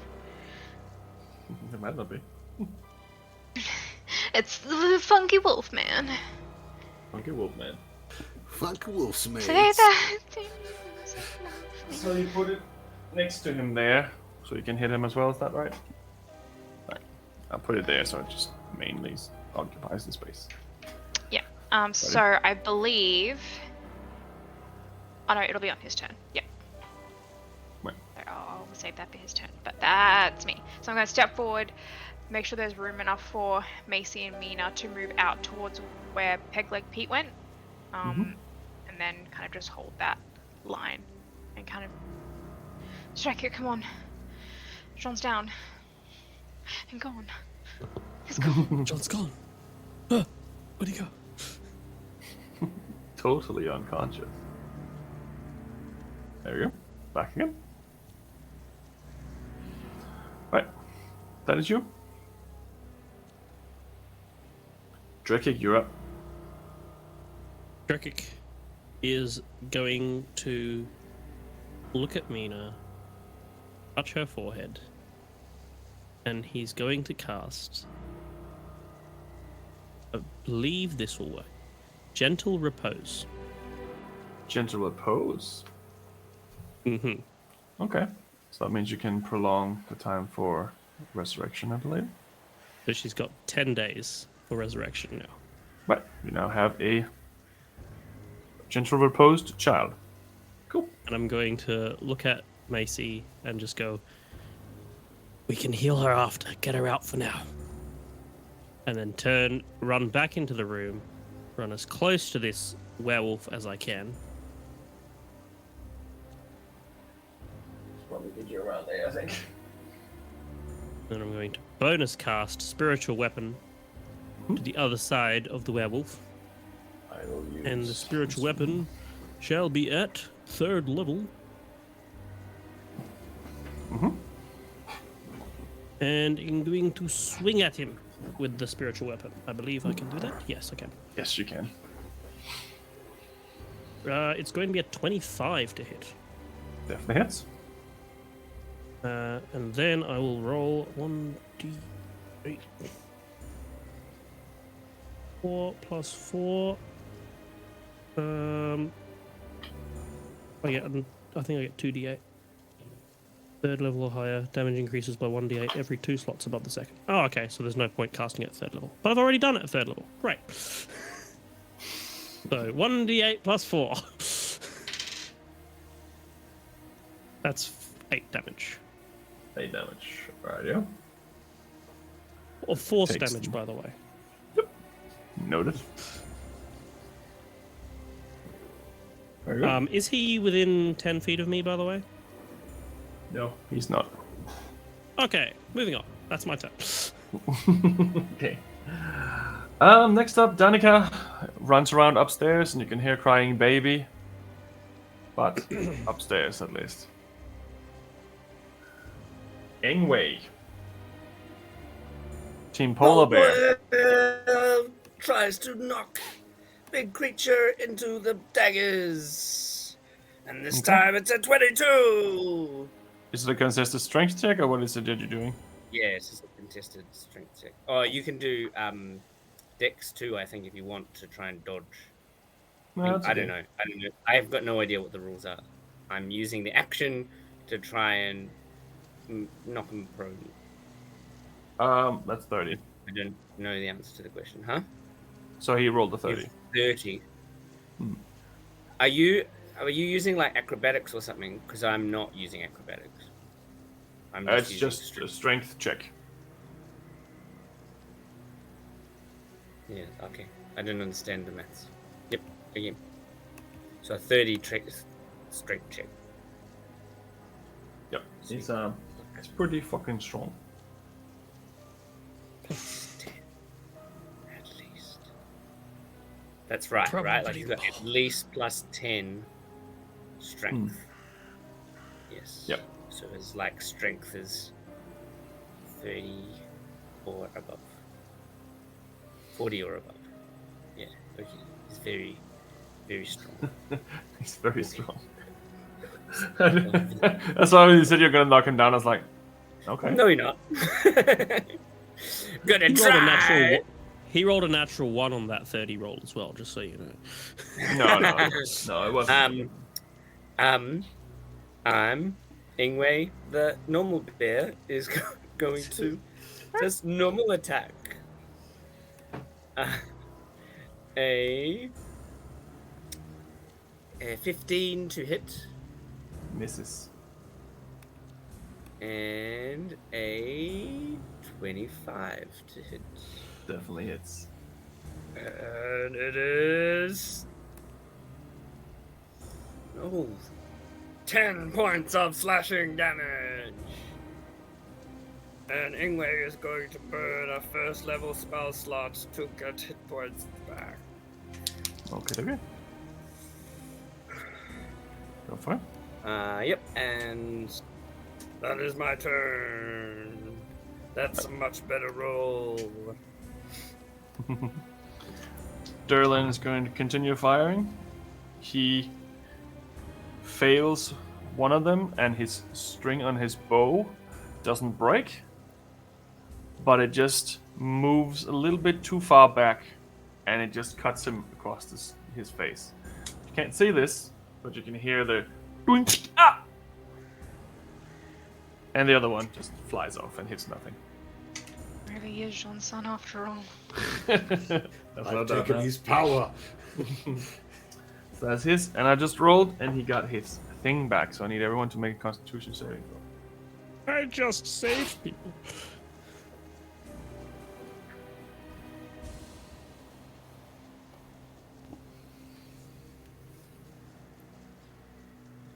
Tricky. Failure. Anyway. Ingwe's muted.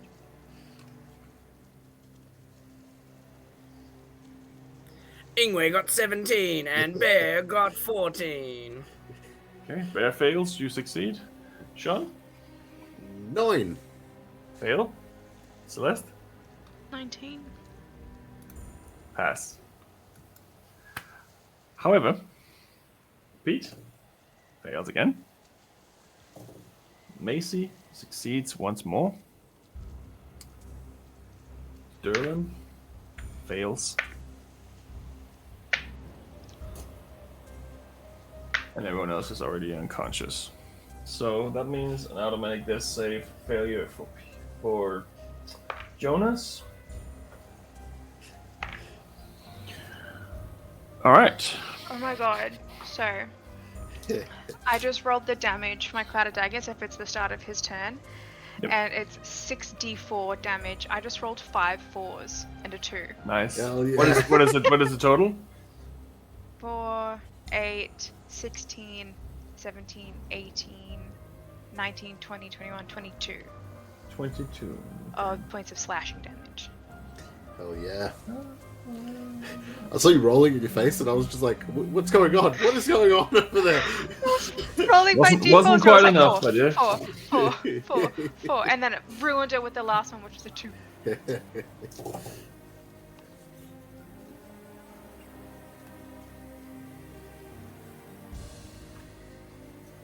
To those of you who failed, 31 points of necrotic damage. Okay. Don't Which worry, means- guys. Pete's down again. Derlin is still standing, but he is moving away from the situation very drastically. Drekik, how are you feeling? I'm on 11. I'm alright.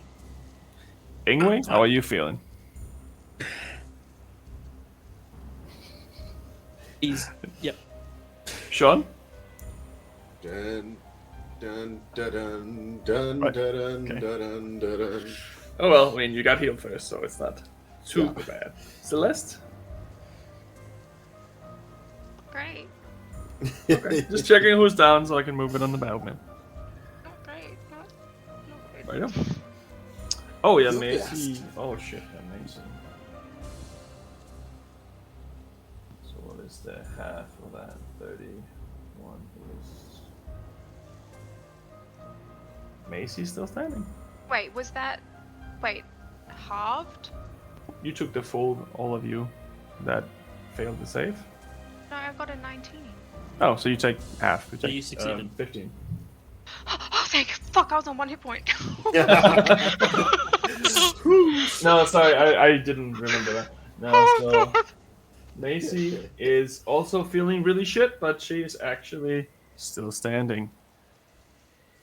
Mina doesn't really matter anymore. She's already. Dude, I thought that was fucking halved. I thought that was halved. And Drakik's No. radiant thing goes away again, by the way. Oh. Oh yeah, I'll roll a con check. for Oh, that. yeah. Good. A 14 for con. I think that's Right, good. so that's fine. I lost concentration on my Polar phone. bear Oh. survived the attack of the Hmm. thingy, and then disappeared. It disappears? You or Ingwe? Is the Ingwe polar the bear po- or the other one? No. Ingwe polar bear's doing fine. The other one. But the Ingwe failed his constitution check to maintain the speed. Ah, gotcha. Yeah, Check to maintain the speed. very well. I got this new ability. I'm trying to use it. Guys, we need This to wave leave. just jumps over my We head. need to leave. He is need to going go. to.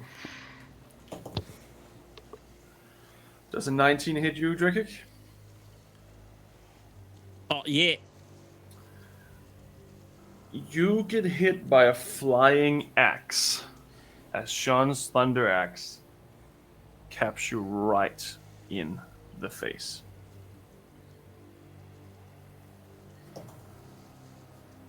You take 7 points of slashing damage. Did you just crit And- me with his own axe? And how much was the electric damage on your axe, John? 1d20. 1d20. But is that a critical one or the normal one? What do you mean? Just regular damage? Yeah. Oh, no, only does lightning on a crit. Right. Sorry, I couldn't remember. So you take what I just already gave you there. So that is the first attack. So just turning around slowly, chucking that right into Drekik. And he is going to... Sort of use that one. So he's going to attack Ingwe with another slash. So that is a 23 to hit Ingwe. Yep. And that is 16 slashing. And 3 necrotic to polar bear Ingwe. So I only took 7 damage? Yeah. Okay, cool. Yeah, no, you got hit by a weapon attack. He's actually worse the other way around. Yes! It's way stronger when it uses Using his nasty hands, claws on me. As- Nasty, yeah. nasty claws. Yeah. as opposed to an axe blessed by God. Well, I mean, he didn't really roll that well with it, but yeah. Yeah, no. That's him. Macy, you can hear the sound of a shatter from a window. Then Pete's down.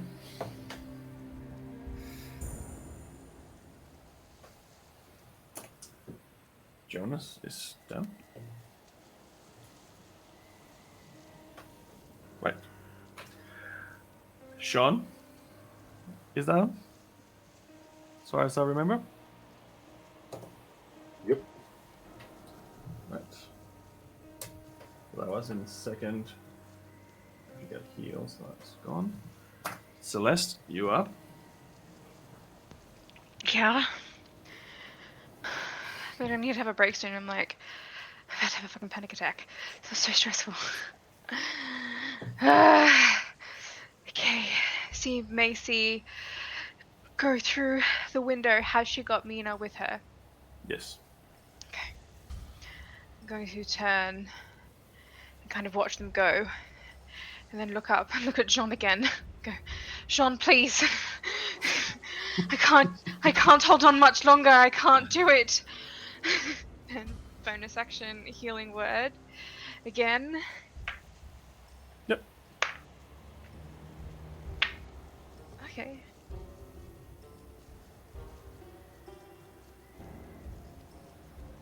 Uh, 14 points of healing Nice. to Jean.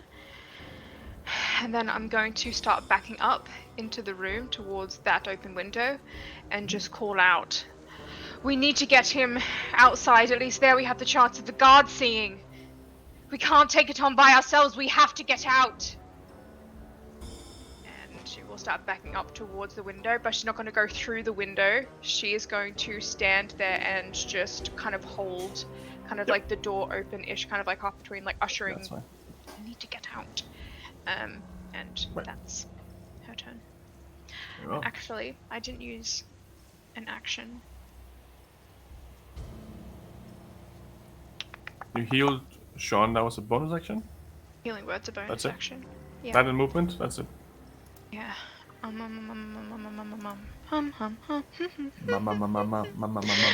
Me.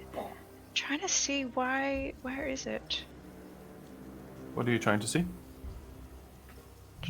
Where my spell is. No, that won't work. Did Is you that roll the the one- concentration check, by the way, for your spell? I rolled a 14. Right. And I'm just gonna cantrip. As I'm looking, as I'm saying, like, we need to get out, we need to get out. And then as she's kind of like waving her hand, she will, firebolt the creature. Go for it. Oh, I get to roll to hit. I haven't done this yet. Rolling to hit. Natural 20! You fucking kidding me? I just rolled natural 20! I don't want to show because I'm wearing trackies, and I don't want to put my camera down. We just want to see the dice. We don't care about what you're wearing. You can see it, that's a natural 20. Okay. That's very good. And that means it's crit, right? Yeah. Like, so I get to double the damage that I would normally roll, like 2 dice. Yeah, Yeah. That's a 26 to hit. definitely hits.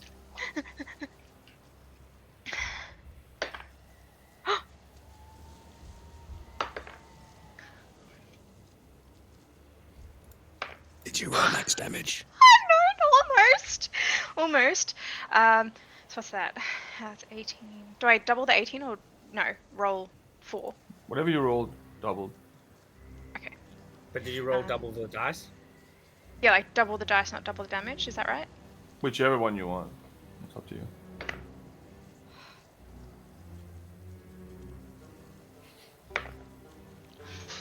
$33 points of fire damage. 33. Hell It's yeah. 2d10 on a hit. So that's 4d10. Yes. Wow. Hell yeah. You definitely catch his attention as you just hit him right in the temple, and it just stays there for 2 seconds while the fire spreads. You can see Get it out, just get lots out. of We you. need to get out onto the street. Get out. No, you stay here. The rest of us, get out.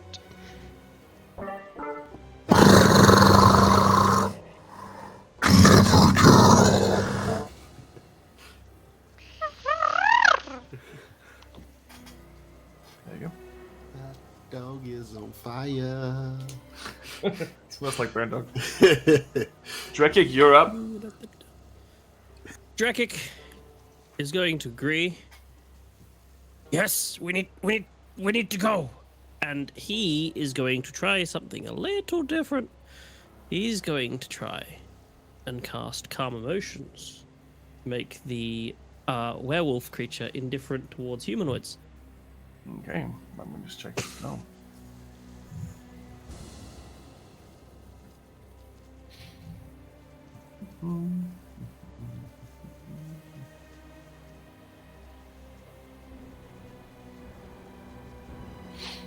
Tell me if that would work. Please hold while Tom ponders out it.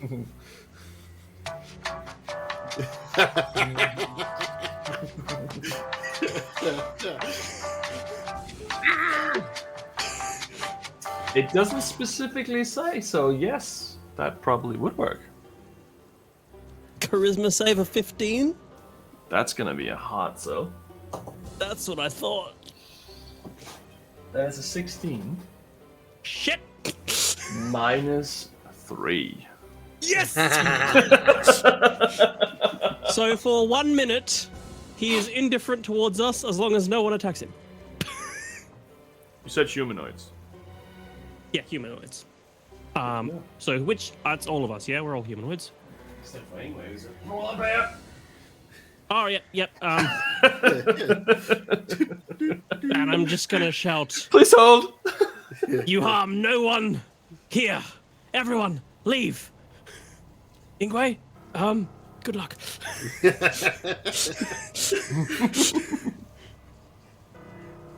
Actually, Learn to fly, you fool. I'm going to start going away, and I just turn to Ingwe and go, Ingwe, this is for your own good. And I'm going to attack him with my spiritual weapon. Okay, you're gonna attack Ingwe with your spiritual weapon. You're attacking me. I'm trying to make you not a polar bear. Yes. Well, make an attack roll. 11? Would that hit polar bear Ingwe? Does not hit polar bear Ingwe. It's for your own good, trust me. Ingwe, stop being I've a already polar been hit by one back axe in the back. This is the night of friendly weaponry. And I'm just gonna start running out. Going towards the window or the door? Whichever's closer. Probably the get right inside. He's just waving towards the window. Right. Okay. And that's my turn. You hear several locks being pulled and shut upstairs, and a crying baby. It sounds almost muffled now. Anyway, you have just dodged being hit by a spiritual weapon in the face and seen something affect this creature, but you're not quite sure what it is. But Cloud of Daggers is still up, right? It is still up, yes. I don't know what Dragon's... I don't know what Dragon's up to. I think it's So let's hey. stop that at any time. It's instantaneous. I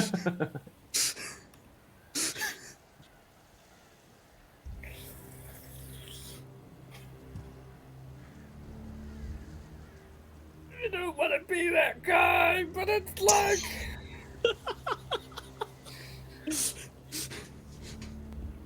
Always be the guy. Ingwe tries to attack the werewolf creature. Go for it. It is a.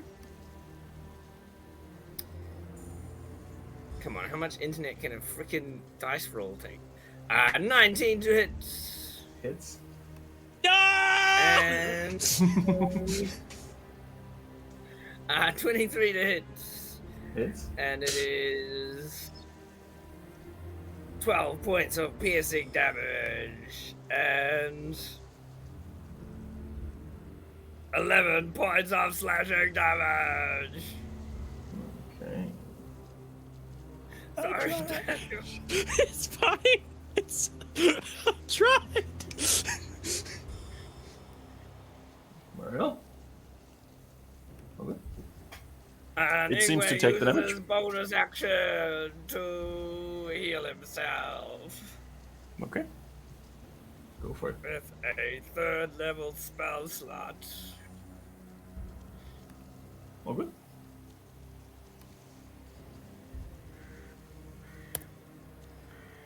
It's not going to help.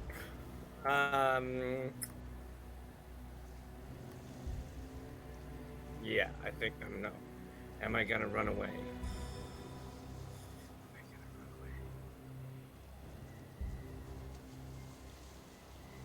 Nah, because that cloud of daggers is useful. Ingwe is going to. I'm gonna move around. He's still in the cloud of daggers. That's gonna hit him anyway. I'm gonna move around him to be in the way. I can't see the map, but I want to move so that if he moves towards the door that the girls and Celeste were in, that I'm in the way of that movement. You already are. Yeah, good. As long as I'm. Yeah. Something about calm emotions. Yeah. Also, you attacked him now. You gave him damage, so now the spell is gone. That's been. Yeah. I'm. Yeah. You just hear, Ingwe, why do you... Well, you didn't say anything about not attacking it. You just said, Yeah, I know. "Let me try something." This is the whole thing's been a comedy there. It's like Monty Python trying to save the princess right now. Anyway, that is your turn. Right. Another scuffle is heard as another individual moves outside from another place. Outside, those who are there also notice that the other guard who was firmly in front of the door has also been killed.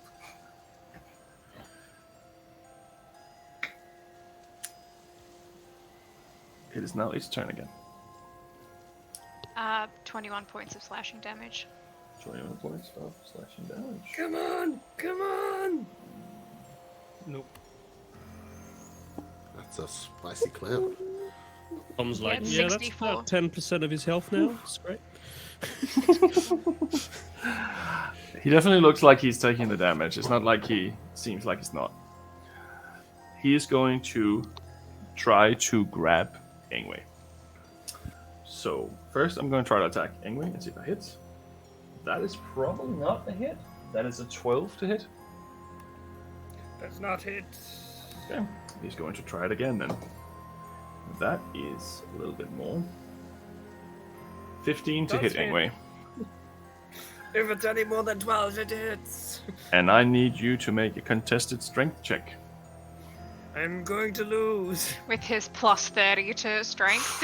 Good luck! Oh. Yep. 13 strength. Let's just say a lot more than that. As he picks you up by the neck like you were a stray puppy.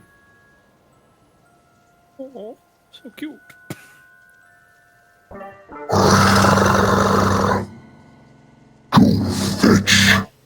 And he's going to hurl you towards the door. And I'm going to see how great he is at throwing. It's not too bad. Celeste, I need you to make a dex saving throw. That's a 20. 13. You- No, 19. 13 plus 6. That's okay. You jump out of the way just in time for a polar bear to smash through the nightstand. And you can just hear it roar from inside. Okay, good. That's one. Out the window. The rest of you, quick. Go. And then you hear him speak again.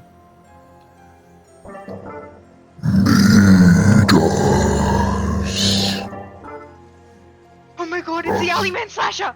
Oh my god, he's the Alleyman Slasher. Stairs. And it ends his turn on the staircase. Alleyman Slasher, you can stop speaking now. Sorry. Oh my god, he's the He Alleyman. ends his turn on the staircase. Either that or I have a theory, but we'll see. We'll die and then we'll find out when Tom tells us the story later, but you know. Macy is running outside with the child. She is completely safe. Pete. Yeah, poor Pete. Sorry, if that was its turn, do you mind if we take a break? We can take a break if Sorry, you need I just to. need to like. We're getting to good part. No, we I can know, definitely take a I'm break. sorry. I really need to like just that's step fine. outside. Like my face is just like I'm just. That's perfectly fine. It's just a lot. I'll roll the last death save here, Oh fuck.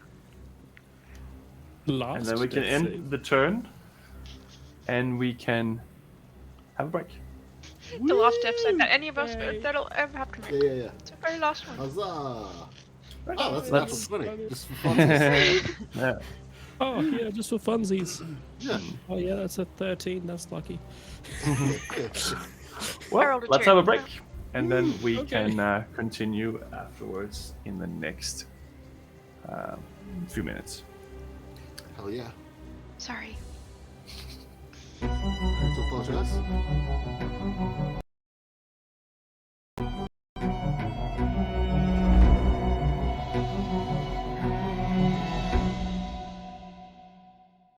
Are you looking for a more exotic or sophisticated choice in dice?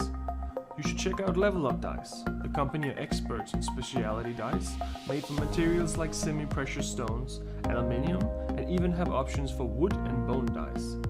The designs are so beautiful it's hard not to find something which fits your next character. Level Up is an Australian-owned company and also run the Level Up TTV Twitch channel focusing on broadcasting tabletop role-playing games. Follow a link below when purchasing from Level Up Dice. It will greatly help support our channel and also help an Australian local retailer. Level Up Dice, the sophisticated choice.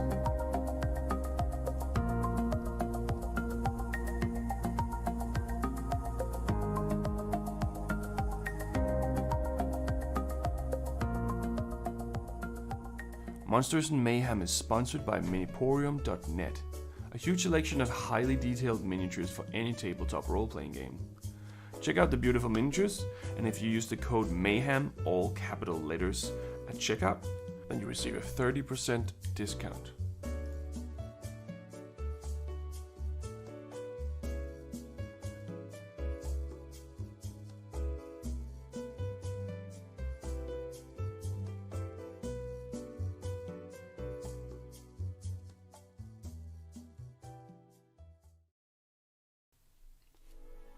In the beginning there was nothing.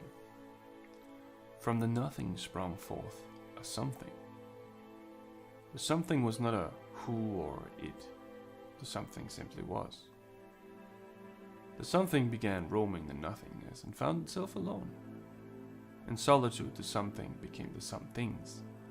Multiple somethings sprung forth of the something, each with its own voice and presence.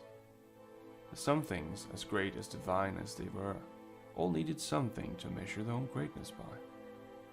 They created the first earth, and by doing so, became gods. The first earth was not perfect, in fact it had many flaws. Because it was made as a circle, most things placed upon it would fall off the sides into the nothingness. The gods grew furious about the earth and they cut it in half to make it flat.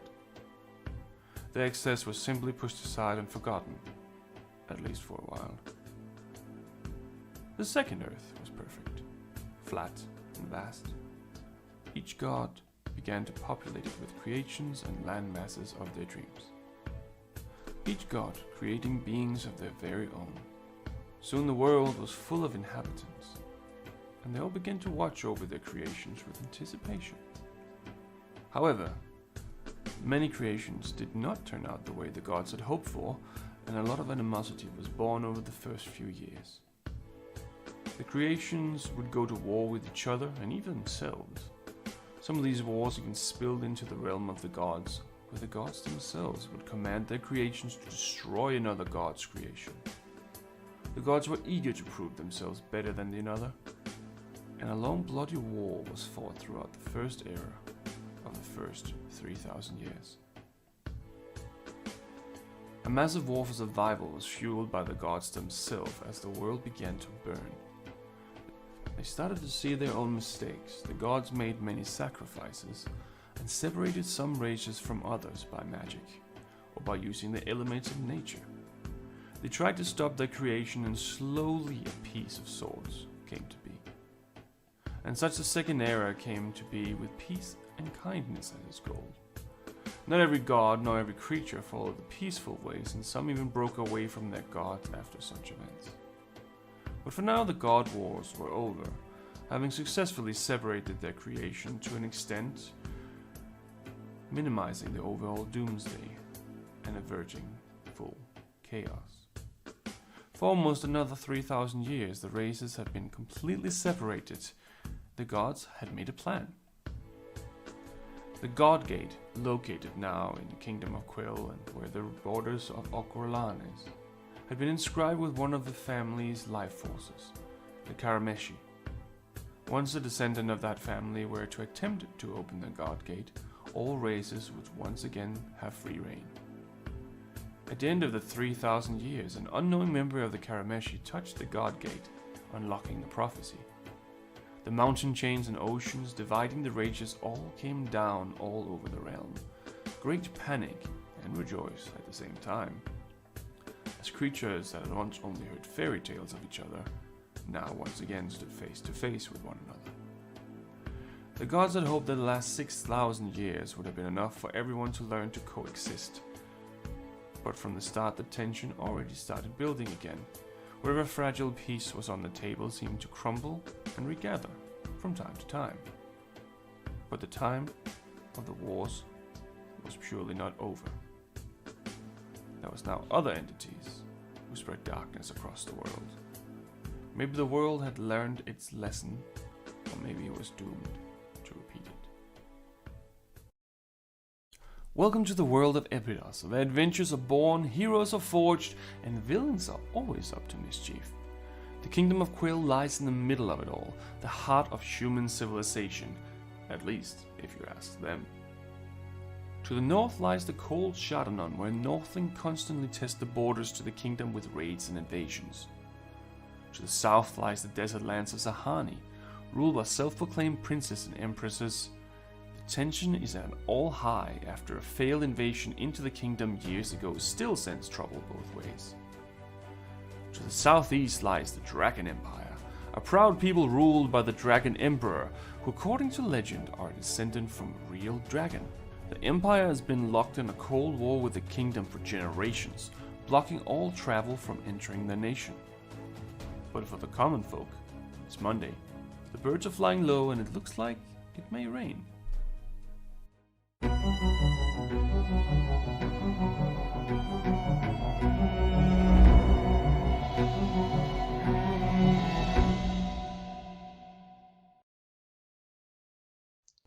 Jean Ordenfall spent his childhood on his family's farm, just south of the Duvet Forest. His parents, Durden and Macy, raised him well, teaching him what he needed to know to one day take over. Financially, they did quite well for themselves, carting their crops to nearby towns and cities for sale, although the frigid weather that often surrounded their home did not make it an easy life. As is the case with most youngins living the farm life, Jean eventually sought to see what else the world had to offer, and so he left in search of what opportunities the neighboring city had for him. It wasn't long before he realized the city life was not his to live. The boy who left, though, had become a man, and the man had met a woman, a blacksmith's daughter by the name of Cerithia. They fell for each other quick, and before they knew it, their love blossomed into a marriage and a son. The son they named Derlin, after Jean's father. Jean eventually returned home to his parents' farm with his family, where they made a life for themselves, a new life for his wife and son, but one all too familiar to Jean. They were happy.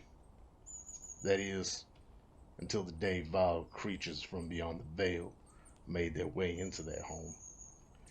After being driven from his homeland by the insatiable undead that now plague it, Jean seeks out those brave enough to aid him in cleansing his land of the foul fate that befell him and his family, and exacting the vengeance he so eagerly thirsts for. As a child, Celeste Highcrest would never have dreamed of leaving the sheltered life of luxury she had become accustomed to. Born to two noble parents in a land far beyond the Vale, Celeste's childhood had been fraught with expectation. Her father, High Archivist Saran Highcrest, had set high standards for his two children, and the elder of those two elves, Celeste's sister Cressida, had surpassed all of them. Cressida had found her talents at an early age, her nose buried in books, and magic coming to her as easy as breathing. Celeste, however, had struggled in the shadow of her sister's success for as long as she could remember, never quite meeting the expectations of her father, and always the object of his disappointed glances. When the two elves came of age, they sat the entrance exam to join their father at the sanctum, to become mentored under his tutelage and scribe ancient texts in the archives. Cressida, to no one's surprise, had passed the exam with overwhelming success. Celeste, on the other hand, held true to her long-standing tradition of always being second best. It was rare that one should ever choose to leave their homeland, but never being able to escape the constant overshadowing from her sister, Celeste had decided it was finally time to break free of this tradition. For here, she would always be Cressida's sister, never her own person. But if she were to leave, perhaps she could finally forge her own path. She found her way to the dimension door, stepping through for the first time and finding herself in a land strangely familiar, yet unlike anything she had ever experienced. She boarded the first ship she came across, bound for the kingdom of Quell, and spent years traveling these oceans between continents, desperate to find something worthy enough to bring home as tribute to her family. Until one day, the news found her. The door that she had stepped through to enter this plane had vanished, along with every other door that could lead her home. Now stuck, seemingly an entire universe between her and her homeland, Celeste is searching for answers, and some miracle that could lead her home again.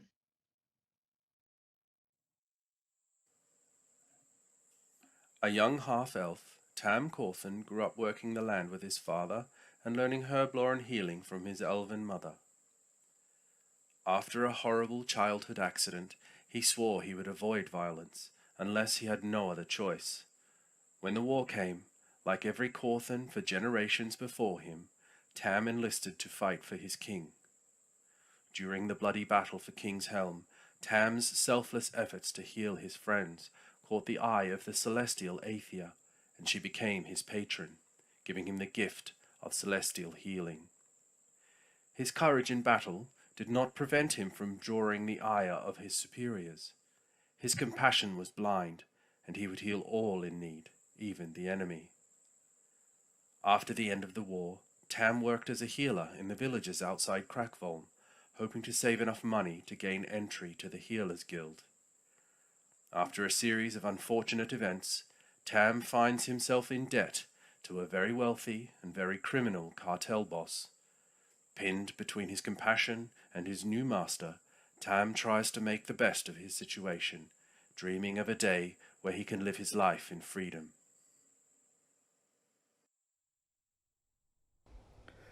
Ingwe grew up in an exclusive, reclusive community of druids.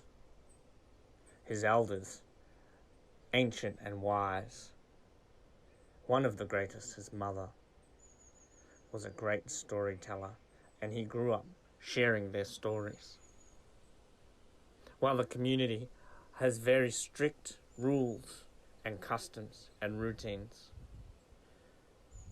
Each member is encouraged once in a lifetime to travel out into the world and experience the trials and tribulations, bring back their challenges to share, and to tell the story of the world.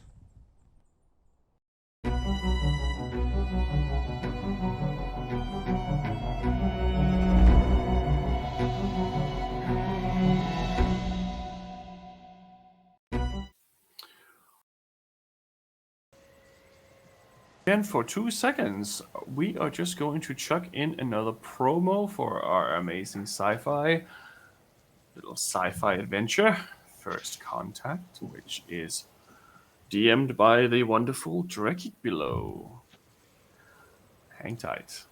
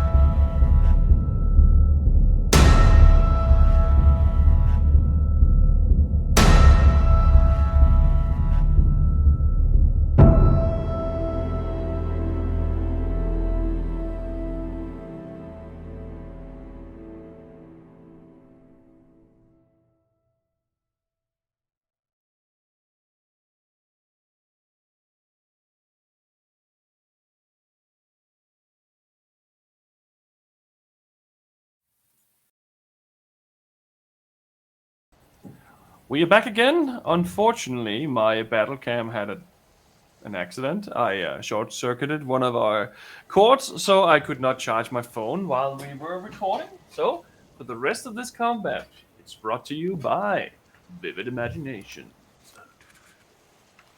The power of the mind. However, we ended the last round of combat on a death save. Positive or negative, no one knows. And to clarify, I did make a mistake earlier that I will clarify now. When Durlan hit himself in the face with a bow, he took 1 point of damage, but he only had 1 point of health. So he did not, in fact, escape out the window. But no one knows this because you haven't been able to see him at all. I was going to say he's in the shadows, right? So. Yep, he is gone with the wind. Top of the round, Sean. Cool. So, basically, I am on the ground by Ingwe's feet, right? And I've just seen this creature go. Where Ingwe used to be before he got thrown. Right, true, yeah. So, and then this creature basically went, stuff you, Charlie, to all of us, and turned and booked it up the stairs, right? To start running up. Yes. Is it still within sight, or like, is it just around the corner? Would I know? You can still see him. I can still, okay. Yep. Okay. Is the creature within 15 feet of me? No, it's just outside of that range. 20 feet. Son of a gun. Okay. But you have movement. Yeah, but I was prone, so I've already got half. Okay, I'm going to pop to my feet. I'm going to use an action to down my health potion.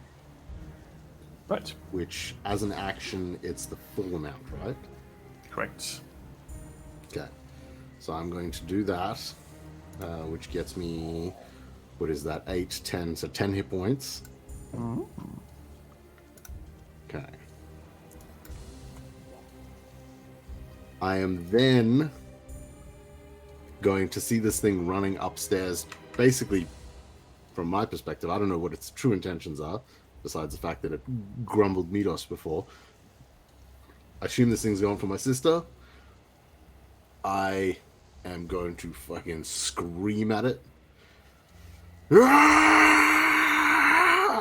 I'm going to snap into my first rage, and I'm going to run towards this thing.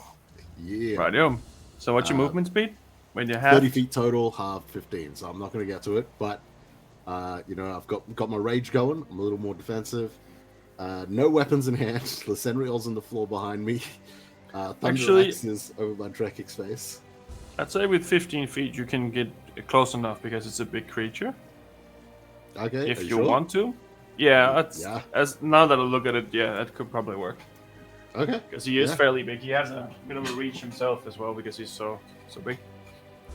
Yeah, I mean, if I can, then absolutely. I'm going to run at it, and I'm going to unarmed strikes. My arm is magical. Yeah, fuck it. Yeah, disengaging shield as the free action. So I'm going to drop 2 AC for this round. Okay. And I am going full ham attacks. Go for it. All right, unarmed fighter, baby. He's going mayhem attack. Natural 1. Ooh. You just miss and you just hit the wall. But roll damage, just for the fun of it. Your arm falls off. Because I'm raging, I do an extra 2 damage with each hit now. So 8 bludgeoning damage. Right. So you hit one of the side panels that are like these thick beams, and you just go straight through it. You just blast this thing. But not the creature, unfortunately. Unfortunately, but I'm sure that still looked badass. And then I'm going to come in recocked, second punch. Go for it. Whoa. Do we get any bonuses for raging? Get advantage on strength saving throws? Checks, I think. +2 to melee damage with strength weapons. And my resistances. Cool. That's take less damage yourself? Yeah, that's a 10 total. Nope. Unfortunately not. That's me. Well. Yeah. Wait, I can't even attack anyways. I down my potion as an action. And that is true. So I can just get to it. So I thematically, you still yeah. Exactly. Sean thinks about what he would do next turn. Yeah, exactly. Thematically, you punch a wall. It's like the Sherlock thing where you envision everything perfectly and then you just hit everything wrong. Like Boondock Saints. And there was a firefight! Alright. Woo! It all played out the way it was supposed to anyway. Yeah, thanks to the dice. Cool. That's you? Yep. Cool. Next up, we have Celeste. Right, so I'm standing at the window. Mhm. The glass is shattered. I heard the creature calling out Midos's name. Great. Where I'm standing right now, I'm guessing that the window that I'm facing leads to the front of the house. Like to the front, like... Yes, correct. Right. If I were to go through the window, I've been up to Midos's and Danica's room. Where does that window come out in their room? So this is very interesting that you asked me this question because I tried to map out most of the mansion, right? So it's actually right above. Right above where I am? So if you go out this window, you can see that window. Alright, I'm going to... Very strange question, but yes, that's very odd. But yeah. That's what I thought. Alright, I am going to climb out the window. As I'm climbing, I'm going to cast my last 3rd level spell slot to cast... Actually, no, I don't have to. I can use a cantrip because I know where they are in the house. I am going to, as I kind of vault over the window, I'm going to send a message to Danica and just say, Danica, don't think, just move. Go to the window, get everyone out, jump out the window, trust me. And I will go out the window and look upwards, and hopefully they make it out and just jump. All of them just jump out the window. That's what I'm You hoping. just want them to jump out of the window. I just want them to jump out the window. Okay. So the room that you're seeing up there is Midas's bedroom. Mhm. Her room is different. And you don't know where she is right now. But you can say you sent that message to her, right? Yep. So that is a message spell, so you point where you think they are and you send the spell. As far as I remember. No, I want to be 100% sure. I'm going to cast message. I'm going to cast my last third level spell slot and cast message to... Okay. Do I know So where with- Danica is? I heard her with the baby. I heard the baby crying. You heard her grab a baby, run down the hallway somewhere, and lock herself in. But you don't know which room. You don't really know where she is. But before you do, tell me where you are. At the end of the message. And you're casting that too, Danica? Yep. Let me check the specifics, but I'm pretty sure that you have to know where she is. Not if I cast sending. Not if I use my last third level spell slot to cast sending. I don't have to. I just need to know who I'm talking to. Yep. If you cast sending, that's different, yeah. Yep. So you're casting sending. Yep. And you want her to tell you where she is, and also get out of the window. What is your exact message? Danica, get to a room that's facing the front of the house, jump out the window, tell me where you are. If I see you, I'll catch you. But just jump. It's better than what's coming. Okay. You hear a response. She says, I'm on the opposite side of the house.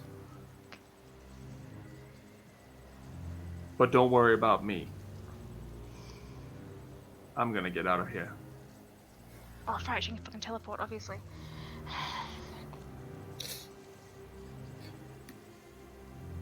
Okay. That's me. That's you.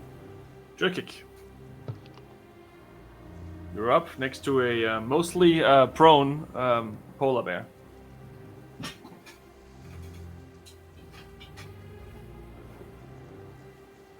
You're a little The polar bear is Ingwe. Yeah. Maybe. Yes. Can I see the wolf from where I am or no? Nope. You're within the room. The wolf has gone up the stairs. There's no vision on that at all, unless you go back into the dining room.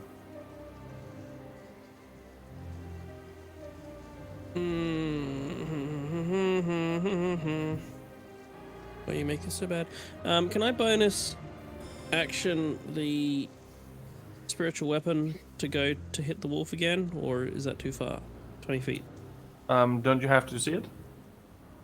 Do I have to see it? I think you have to be able to see the point where you put it to. Yep. Okay. You can move it to the As a end of the bonus action stairs. on your turn, you can move the weapon up to 20 feet. Oh, wow. Okay, cool. Yeah, you can do that. Yeah, you can just, it's right next to Sean here. So you can do that. I'm gonna roll a 26 to hit. Definitely hits.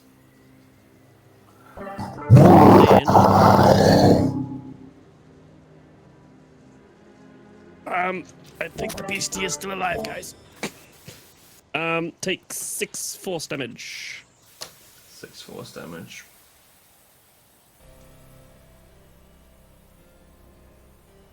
Okay. And then, because I heard John scream, I'm going to run back into the broom. What? And now you can see. And I'm just going to say, John, just give him help. And I'm going to cast Healing Word at 4th level. Yeah.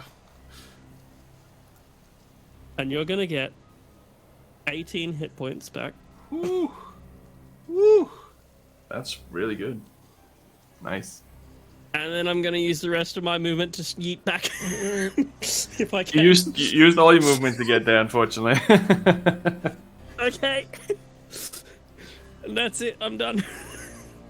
Very well. Next up, you all feel a shockwave ripple through the house.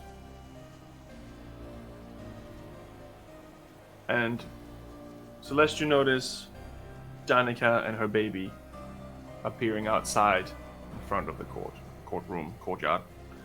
And she has her baby well protected, and she's holding, it looks like a maze of some sort.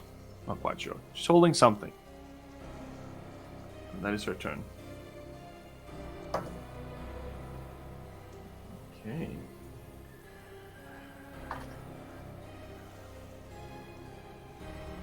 Alright.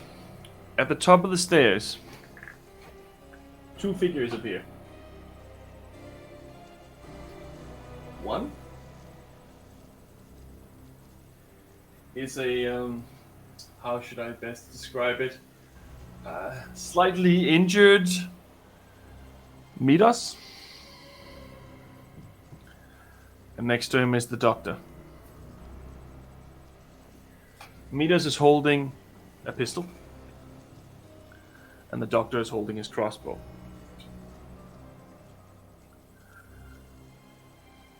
Midas is going to try to shoot. He misses, unfortunately. But the bullet rips through one of the walls. The doctor is also going to try to shoot. He definitely hits. Sean, what you see is a crossbow bolt hit it right in the throat.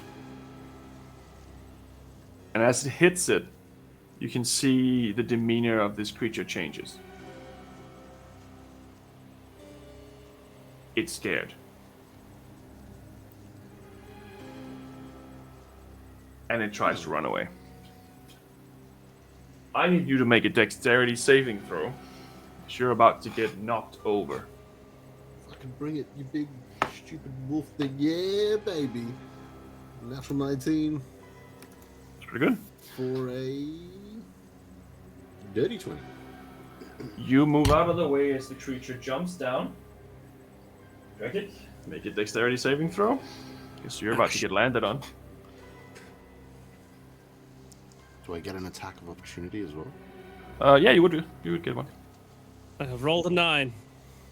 Bye, everybody. It was a pleasure. Commander Drekking. Drake takes 10 points of crushing, bludgeoning damage. Yep, I'm down. And 2 necrotic damage. What did you get, Sean? I got a big old fuck. Natural 1. Got my turn You punch. Oh yeah, sorry. I don't know why I keep forgetting you. I had you with here like 3 exclamation mark. You hit another signpost on the other side and just splinters into atoms.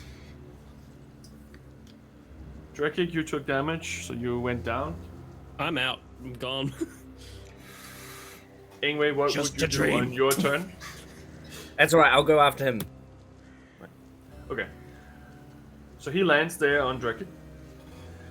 And then he's going to use the rest of his movement to smash through the door into the courtyard.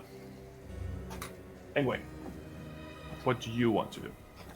So I'm gonna get up and run towards him. What do I see? What can I see?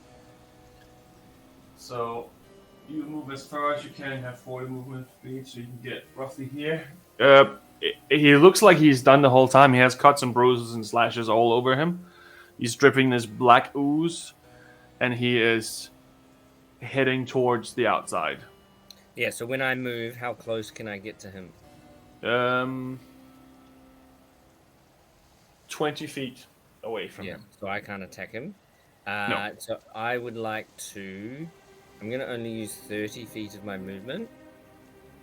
Okay. And then I'm going to use my bonus action to drop my wild shape. Right. And then I'm going to cast Erupting Earth. Okay. Which is going to have a fountain of. I'm going to pull out a small piece of obsidian and point to like a stone that's 20 feet in front of him, and a fountain of earth is going to fly into his face. So it's a cube, and I want to make him the closest edge of the cube. Okay. Is there a save, or is it? Yeah, he makes a dexterity save. That is a fail, but he's going to use his legendary resistance to pass. To resist. So he takes half of 12. So half of 12, or 12 is half? No, he takes half of... he takes 11 points of force damage. Right. And the area in front of him is difficult terrain. Okay, okay. Good job. That is you? And I'm going to use my remaining movement. I want to move laterally. So I've chased him, and then laterally is like 90 degrees from his path. If he turns around and is, fuck it, I'm gonna smash someone, I want to be hiding, but obviously not using the mechanic hiding, but No, you're behind the dining table now. Yeah. Yes. That's want to save my movement to not be in his path when he's like, big rocks, can't escape, kill someone. Don't kill me. Okay. That's you. Next up, we have this person. Ooh, that is not good.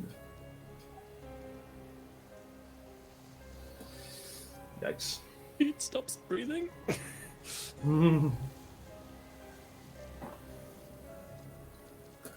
Macy is outside. She's moving further away. Pete. Natural 20. Pete wakes up. Yeah, Pete. He's like, oh. I knew you could do it, Pete. You've always been our favourite, Pete.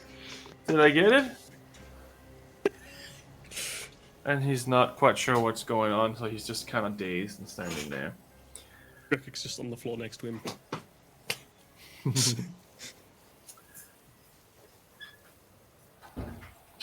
Jonas is not moving. Hasn't done that in a while.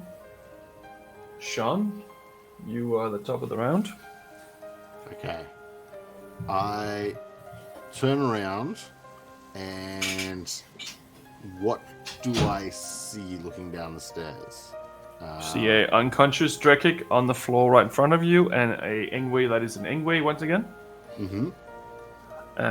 And you see nothing else really. Creatures out of sight, right? Creatures darted to around your left side through the glass doors. Yeah. Would I be able to estimate roughly how fast they were going? Do I think I'd be able to catch them, or is it one of those where it bound past me and I was like, "There's no fucking way." So it jumped 25 feet, and then it ran from there. Okay. And as far as you can see, it was pretty fast. Okay. Confused in all this, going to chase the wolf, and then suddenly the wolf turns and books it the other way. And you can see the doctor and Midos are both reloading as well. Yeah. Jean's gonna run over to Drekik. Mm-hmm. Unable to really do shit. Gonna grab Drekik. How much extra movement would I have? So I would half your movement. So if it was 15, so you have 15 feet left. Okay, and it's hard to drag, so I've only got 5 to 10 feet left, give or take. Yeah, you can do the stabilize action if you wanted to. Yeah, I'll try stabilize him. Okay, fair enough. So you use your action to stabilize him, and I think that requires a medical check. I was gonna say medicine check. Okay, cool. Don't you nat one me, boy? Let's roll more than 10, please. Yeah, Sean's pretty good with medicine. He's been practicing fixing his own wounds in the woods. Natural 8, but for a total of 14. Right. You managed to stabilize and stop the bleeding. You've seen many huntsmen have injuries coming back from the woods, and this is similar, but of Do course. I still look like this blue creature thingy? Yeah, you all do. Okay, cool. We should clarify as well. We know who we are, right? Like we saw that happen to us, and it's just like, what the hell? But we've just moved past it for the time being. Yeah, okay. Is Ingwe blue? He is blue as well, yeah. Sorry, I didn't mention that. Blue creature, long white hair, white eyes, long white nails. And that was an action to stabilize, right? Yes, it is. Yeah, okay. In that case, I am going to... Yeah, I'm just gonna stick with Drekik, and I'm gonna try drag his now stabled ass 5 to 10 feet in the direction where I last saw Celeste head. Mm-hmm. So I'm gonna start heading towards that room there, and keeping an eye on Ingwe, making sure that this thing doesn't turn around and start going for Ingwe either or something. And unfortunately, at that point, my rage ends because I do not attack anything or take any damage. There you go. Sweet. That's my turn. Yep. Next up is Celeste, outside. The majority of the people that you're trying to get outside. Do I have line of sight on the wolf? No, there's a wall in the way. Which wall? So the bedroom wall leading into the dining room inside the house. So you can see through the window, but there's a wall in the way there. Is there anywhere that I could move within 30 feet that will let me get line of sight on him? If you move into the window and into the room again, you might be able to do that, yeah. Yep. So I'll do that. So as I see kind of John and Drekik, I kind of just go, take them outside. Danika's out there. She got the baby. Sorry, I can't. I'm so nervous. As I will move up towards, so I can just get line of sight on this creature, and then I'll kind of go. Ingwe, I can't see Ingwe though, can he? Because he moved. Oh yeah, he's still within your eye, like your line of sight. You can see him. But he's not in between me and the wolf. No, you have a complete clear line of sight. If you were playing bowling, you could make a strike if you want. That's what I'm going to try and do. So as let me see if I've got anything more impressive than what I'm about to do. No. I am going to kind of like, as she kind of like points, she's going to flick up her hand, click her fingers, and then her fingers start glowing like a fiery orange. And she will roll natural 17 plus 6 is 23 to hit. Definitely hits. For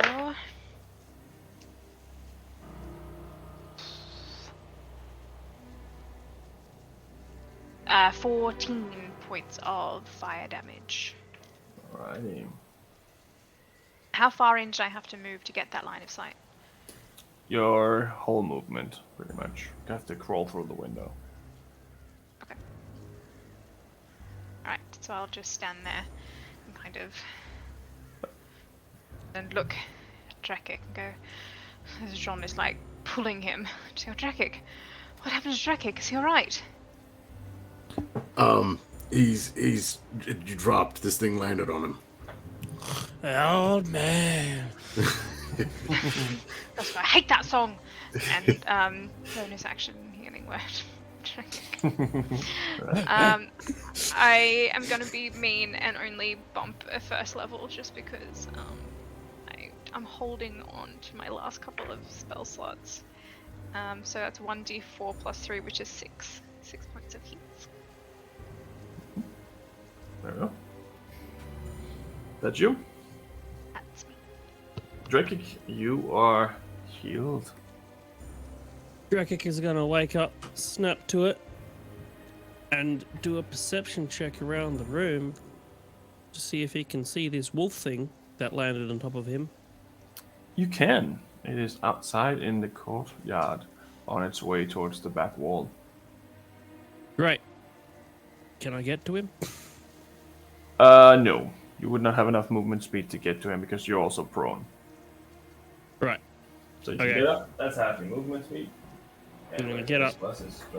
I'm gonna look back into the room.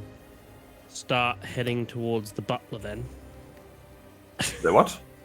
the butler. Oh, yeah. So, yep. Say his name, Drakic. Say his name. Butler's Jonas. Head towards Jonas. And as I do, I'm going to use my action to look around the chaos of the room, see if I can see anyone else that may need help. Any guards or Make any a perception check. Jean's son. Hidden children. 23. You can see Derlin is laying on the ground in the next room under a table, unconscious. Bonus action. Healing word. On At first Derlin? level. Or On Derlin, because I'm pretty sure that Jonas is not breathing at the moment. maybe not. Derlin starts moving. Cool, he gets 8 points. Good to know. You're welcome! Don't forget me! Don't forget me! So it's his no. no. Sorry about that. I don't know why that keeps happening. I've literally put all of your 4 names with red, so I wouldn't forget it because I keep doing it. It's really annoying. So sorry. That is Drekik. After Drekik is Danica, and then it's Ingwe. That was Drekik's full turn, correct? Yep. Danica does something no one can see. Then she does something else that everyone can see. She lands in the courtyard with the creature, and everything around her starts burning. Including that creature. Get him, Mama Bear. They need us. I think they're handling this themselves pretty well. It's just like, God, next time, guys, just don't interfere. Just leave it. Let the pros handle it. And she adds another 30 points of fire damage to this creature. Whew. As she screams, Get away from my family! and now it's Ingwe.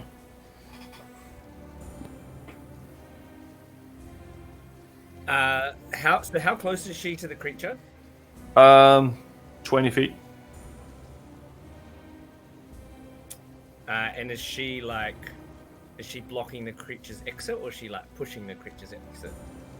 She's just attacking it. She's not blocking it or in the way.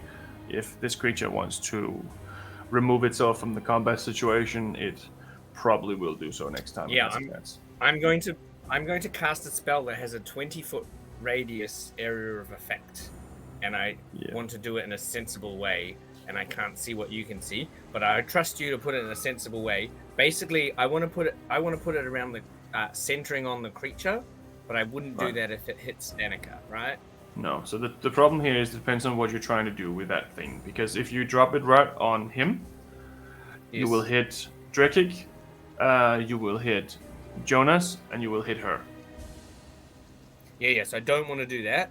Yeah, so you can move it further away, so you only hit that creature, but you don't know what's on the other side of that wall. So that could be whatever. So you have that option. Yeah. So if I'm gonna kill someone on the other side of the wall, I'm gonna definitely do that. But I can't see what you can see, and I'm gonna cast spike growth. Spike growth. Yeah. So the ground in a 20-foot radius, centered on a point within range, twists and sprouts hard spikes and thorns. The area becomes difficult terrain for the duration. When the creature moves into or within the area, it takes 2d4 piercing damage for every 5 feet it travels. So I think what I want to do is have like 5 feet heading. Like if the creature turns and tries to attack Danica, it'll have 5 feet of movement, and if it of like damage. And if it tries to run away, it'll have 25 feet of damage. Okay. It will be tricky because it is completely open and it can go full ways. Yeah, that's why I want to put it on it. But like, I want to put it on it that it doesn't hit Danica. Yeah, you can do that, but there will be one side that's obviously going to be closer than another. You can't put a circle on something, because if you put the circle immediately on that as the center, you will hit 3 people. Okay. I'm gonna put a 20 So we foot move it away. radius circle of thorns that starts, so it's 40 feet from Danica's toes. 20 feet. No, it's a 20 foot radius. So 20 foot radius is 40 feet diameter. Right. Okay. But I can't see what you can see, obviously, so I'm just trying to imagine it. If you're like, No. yeah, but that'll smash Drekik. Actually, I'm not actually that stressed about. You can definitely do it so you don't hit anyone else. That's not a problem. Yeah, just put the circle so I don't hit anyone else. But also, that's 20 foot circle. So, what I imagine from what you've described, it'd be 30 foot. So he gets 2d4 piercing damage for every 5 feet it travels, but I kind of want to discourage it from attacking people. So let's just say it's got 10 feet if it turns around and attacks, and 30 feet if it runs away. It's a little more tricky than that, but yes, maybe, because there's so many ways it can go. Yep. I can't see what you can see. I'm just imagining it. Yep. Yeah, it's a little tricky to explain. But if you have a square and then you put a circle in the square, it's like, Cool. I'm all going to then bonus action turn invisible. Right, you are now invisible. And I'm going to, and so then, any creature that can see me cast the spell must make a wisdom perception check to see if they recognize the terrain as hazardous. So, for example, I may have just killed John and Drekik. No, they're way away from that. That's fine. No, like if they run into the terrain because they roll low perception checks and run there, it will hit him. That's for the spike growth thing? Was that? Yeah. It's basically invisible. Yeah. Or it looks like just the garden. I've always pictured it as like glass, so it's like transparent, but only it's visible at certain angles. Yeah. That's cool. Yeah, that's cool. Yeah. Right. That's you? Mm-hmm. Derlin is conscious. And he is disappearing into the shadows once again. Run, you fool. And those two... Could they do that? Probably could not. They're not going to move, I think. Yeah, maybe they're going to move slightly down, those two. But they can't really get that far. It's now its turn. So how many feet of movement did you say? You said 15 feet of movement? I think if it's going to run the way that it was running, it's going to run 30 of movement, depending on how much movement it has too, because it's difficult terrain. So it's hard. Movement is hard. So it will crawl 10 feet up the wall, and it will jump 45 feet. Yeah, so it'll get out. Yeah. So it'll get out and so let's say, I think 30 feet is, so it'll be 64 damage. 64 damage. Which isn't a huge amount of damage, but... No. Just roll that for me, please. It took me a sec to register. I thought you said 64 damage was not a lot of damage. I'm just like, No. What? That's what I heard. What do you mean? It's not a lot of damage. Yeah. It's not a lot of damage. It's just half movement. I'm back. What I miss? So it takes 15 points of damage. How much, sorry? 15. 15 points of damage. Alright. Cool. So that's... Hell yeah. Right. Cool. And so that would half its movement from the jump. 10, whatever. Whatever. You tell us where what's happening. So the way I see it is And that I'm visible because I it dealt crawls. It crawls up half its Yeah. movement because that is half Yes. of what it can do now, and then it jumps Yes. and loses 10 feet and lands 35 feet away Sure. because it's in the air at that point. That's how I see it at least. So it jumps off. It lands on another roof of another house.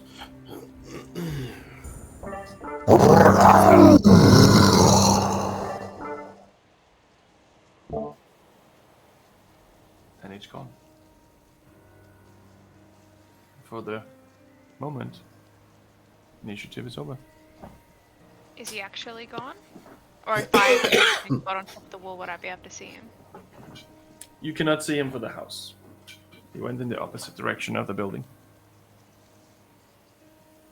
What? For now, at least. But if So- I went and got on top of the wall that he was on, would I be able to see him? You can try. You have to run through the house, though. So I'm just outside where the courtyard is because I moved back in through the window. So I can But get you're in the line of opposite sight. end of the house. You're next to where Macy's room was. That way up towards the front. He's in the garden. So that's completely opposite of each other. It's two different sides of the house. Okay. You can, but you just have to like go through the house, though. I want to see if I can do it. Okay. And get up to the top of the wall where he went. So you run and run and run into spike growth. I'll misty step to the top of the wall.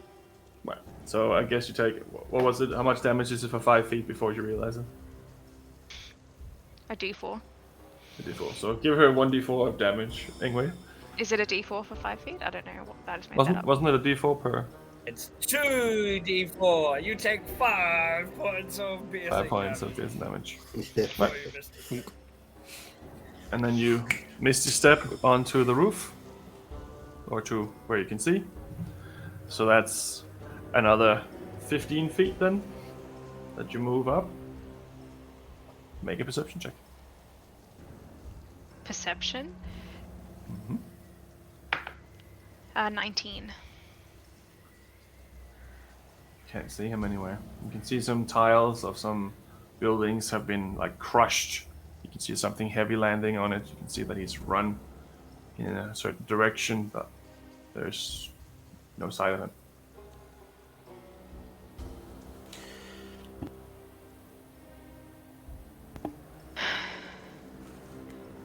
Well,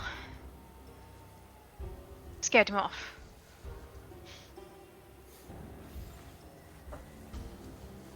Oh, I'm not wearing I any cast shoes. These things Dragonfly yet? cut my feet. I didn't have time to put shoes on.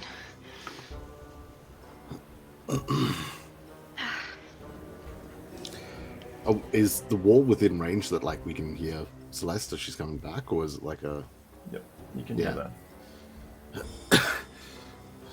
Did you see it? Did you see it?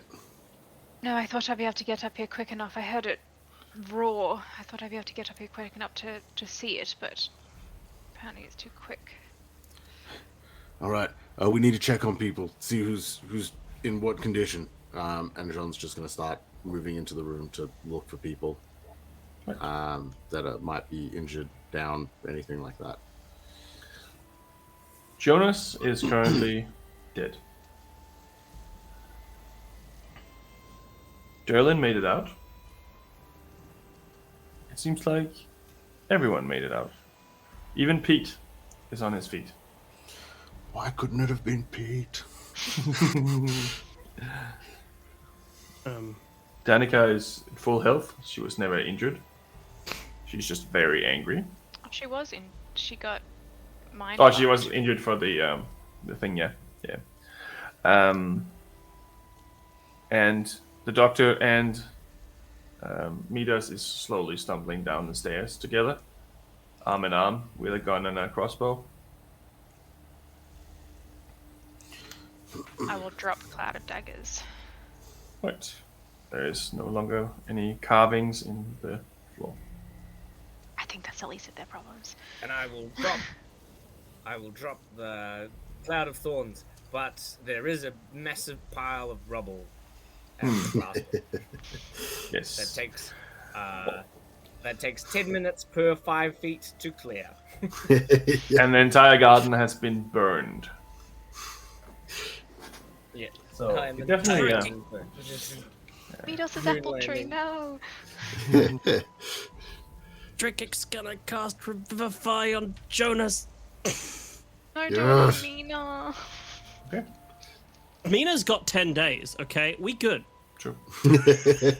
We can find anyone in 10 days. We good. You sit down, you pray a little prayer, and you cast the ritual Revivify. And he slowly starts coming back to life. Sean's low-key, like, fist partly clenched, just like a little worried about undeadness. Everything that's been going on. you Does okay? Celeste say, You don't okay? do that? Oh, sorry. Sorry. No, she's out. She's on top of the wall at the moment looking for the guy. Like, she's still just standing there, like, watching for the thing. She's on top of the wall still.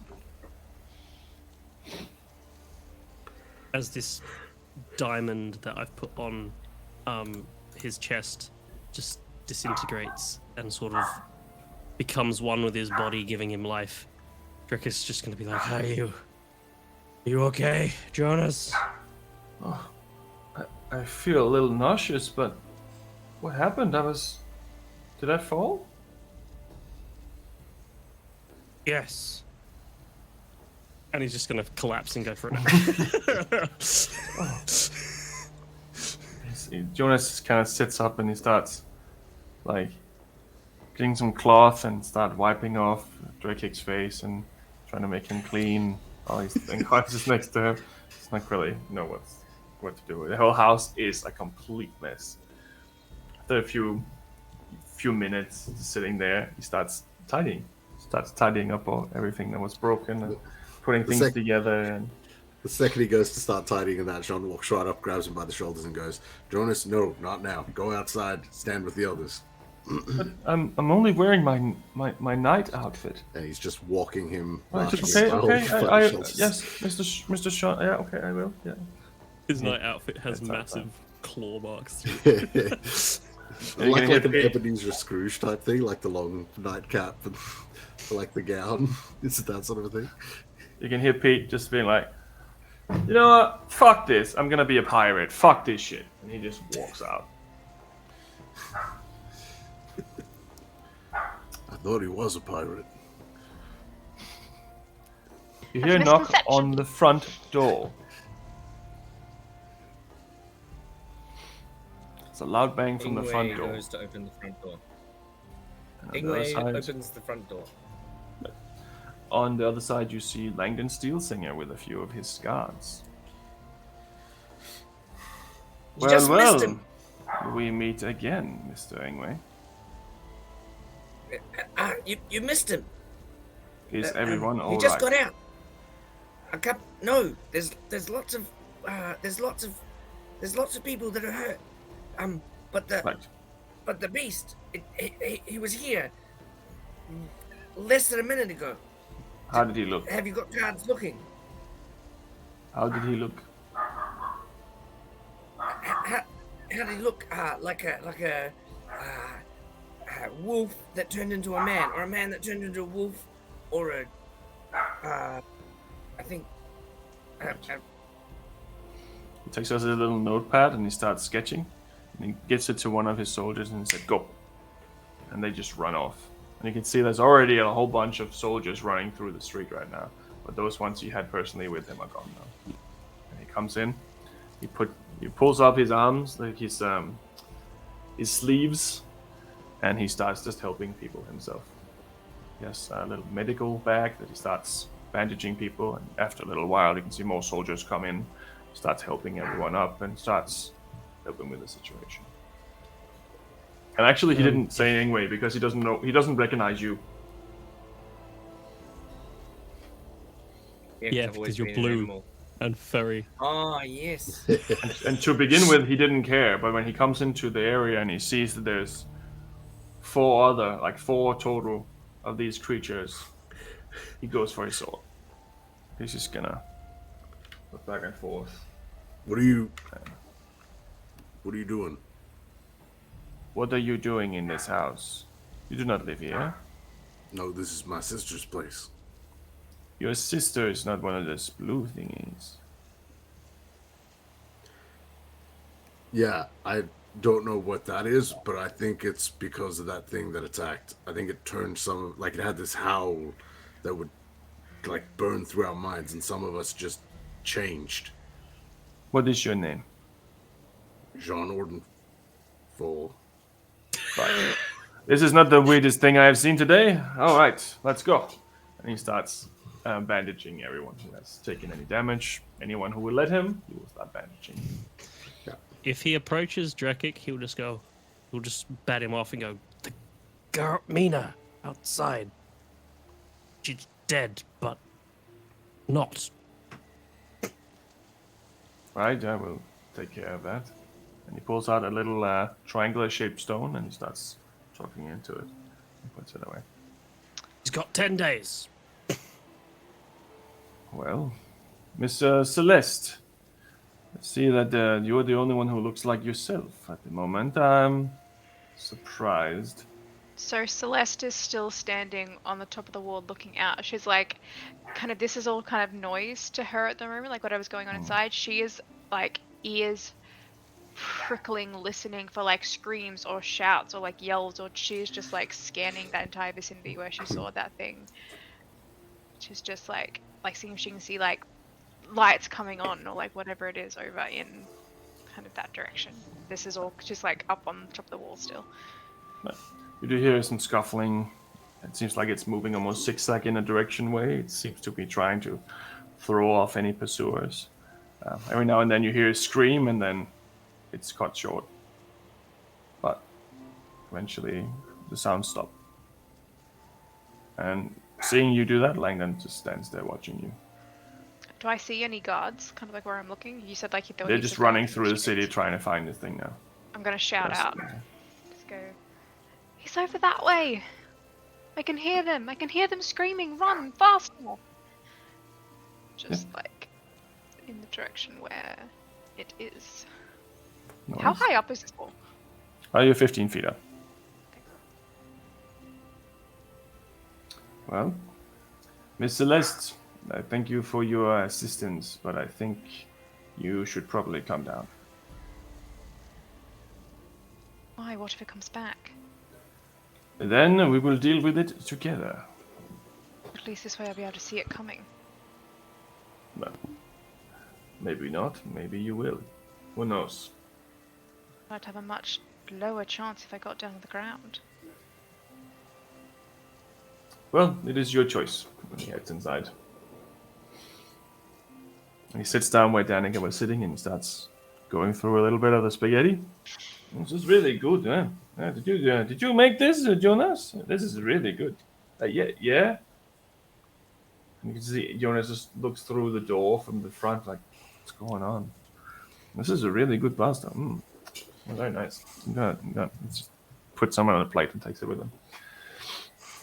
I normally would perform an investigation and I would talk to every single one of you, but I feel like it's not the day for it. Tomorrow, when you have a moment, come talk to me. I will station more guards here and we will hopefully not have any more endeavors. You made us. I think we need to have a very interesting conversation, huh?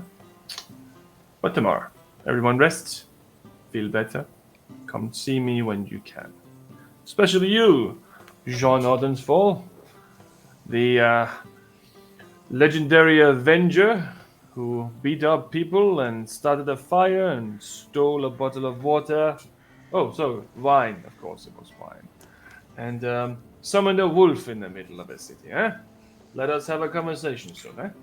Yeah, I look forward to you learning all about my magical abilities. Me too. I really don't like him. You Where just rest. exactly And can we he pats find Drekik you? on the head. You didn't exactly Where- leave a forwarding address last time. Where can we find you? Well, come to the garrison. That is where my office is. The garrison that got attacked and torn through. Well, the building's still intact. The place still runs. Right.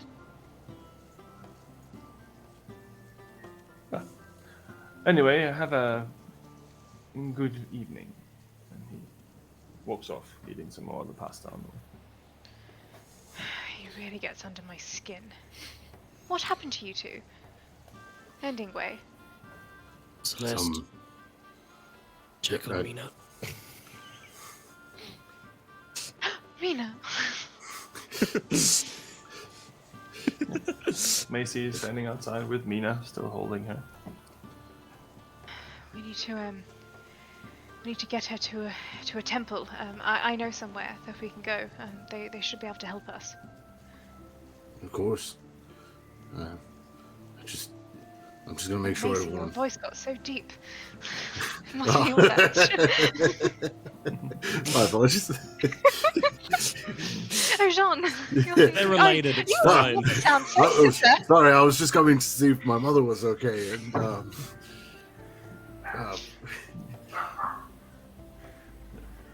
No, I was thinking we could go to the Temple of Laric. is this to me now? I'm talking to both of you now. Both here. Yeah, of course. Yeah. Right. Whatever you think. You see that Macy is also pretty injured, and Durland's also pretty screwed up. Has a bit cut across his cheek as well. Yeah. But they're alive. So is Midas and the doctor. I just look towards Dylan and just go,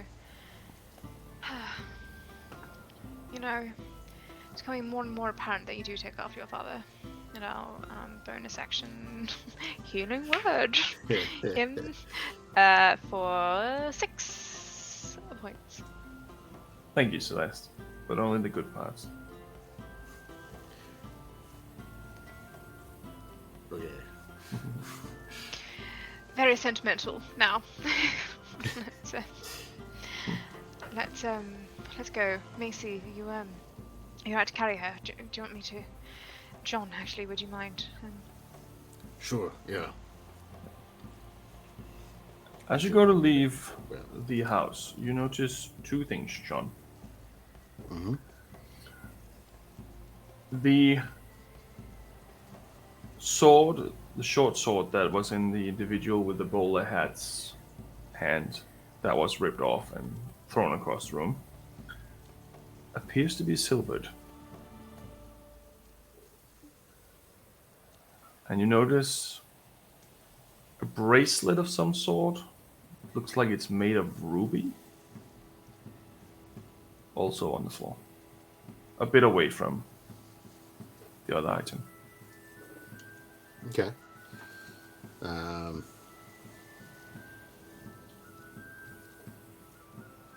Celeste, what do you make of these? Jewelry. She'll kind of pick them up. Seems to be almost like a bead of rubies, but it's more like it's cut into like discs. Looks like little discs of ruby stone.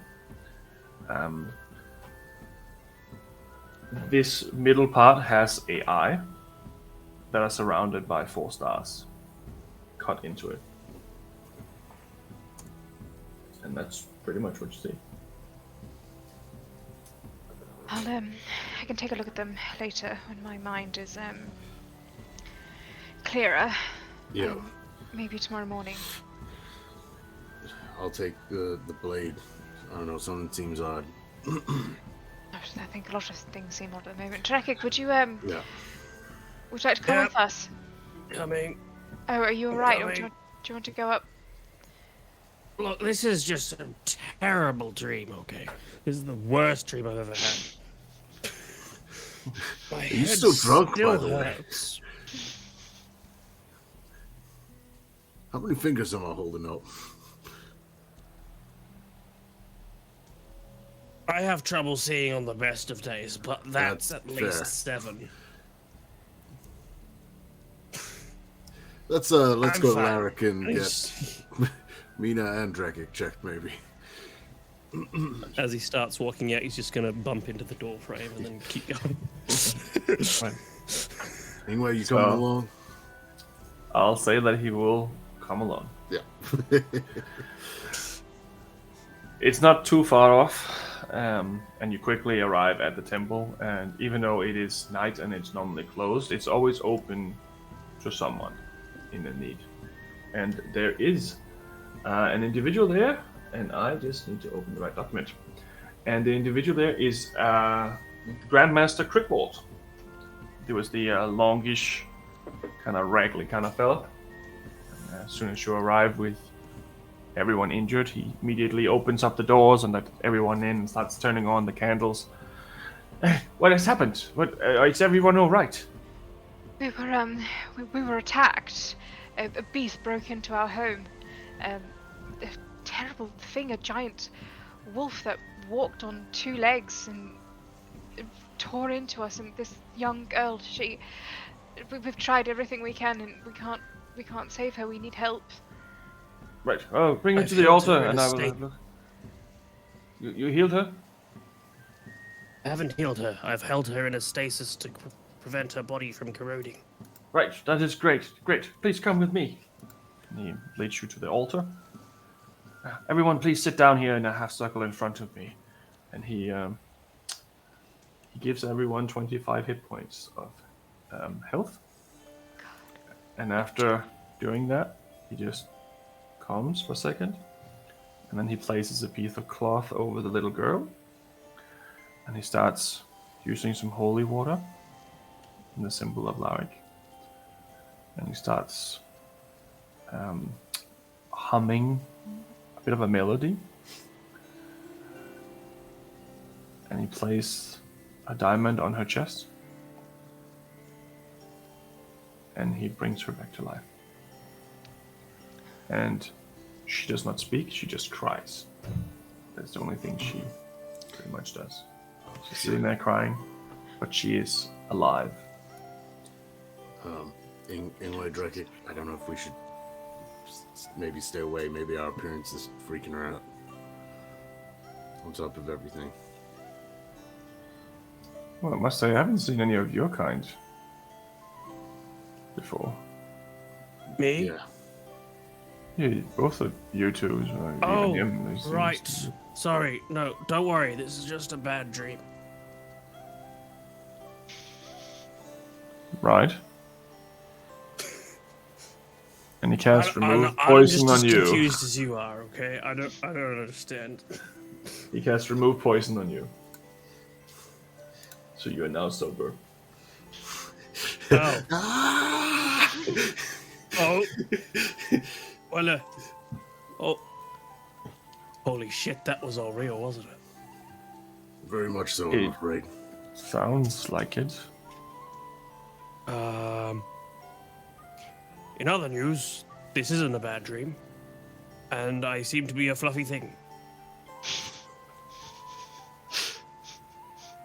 Yeah, I think we, John, you are also fluffy. Yes, no, myself. You're not fluffy, you're just blue. I don't think that they're fluffy. Even Ingwe, he's like his blue skin.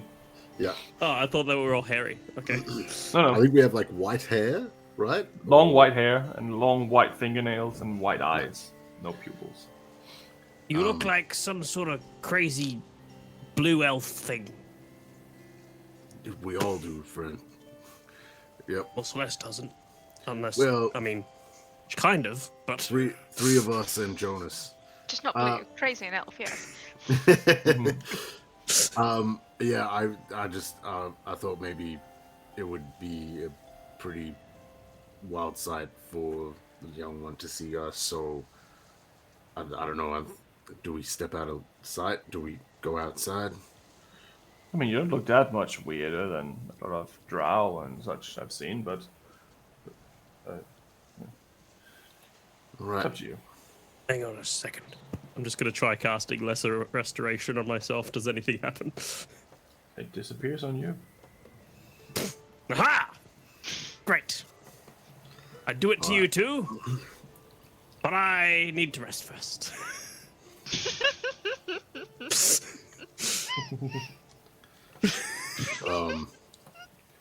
Grandmaster, you able to help a fellow worshipper of the gods out? Who are you asking? Grandmaster? Some sort of disease or something, I think. So you were asking the Grandmaster, or are you saying Grandma? No, Grandmaster. Grandmaster. Grandmaster. All right. All right, that's quite interesting. And he also casts Lesser Restoration on you. Oh. And Ingwe, eventually. Oh, Ingwe, you didn't oh, have... yeah, yes. Could have got it Ingwe Well. another time, but no. Very interesting day. I'm pretty tapped now, but I hope you're all alright. Thank you. How much do we owe you? I'll cover anything. I heard the conversation that you had earlier with Oriana. Don't worry about it. Celeste is just kind of half up on the altar, like just cradling Mina and just kind of like whispering, like, I'm so sorry, I'm so sorry. You're right now. You're right. I'm so sorry. And just kind of like over and over, just like rocking her. I'm just going to turn to John for a second and just go, what did you see when you died? But when I died? I mean, you were dead, so you know more about the afterlife than I do. I saw... I saw our friend of the Golden Patrons, Pantheon. You didn't see anyone else or anything? I mean, Celeste was there. I think, kind of. It's like this weird haze. I remember it being pretty bright, and it was like some seats and a table. Because here's the thing, when I die, I'm going to dine with the gods, and if anyone pulls me out of that back into this crap, I'ma cry like that. Yeah. Yep.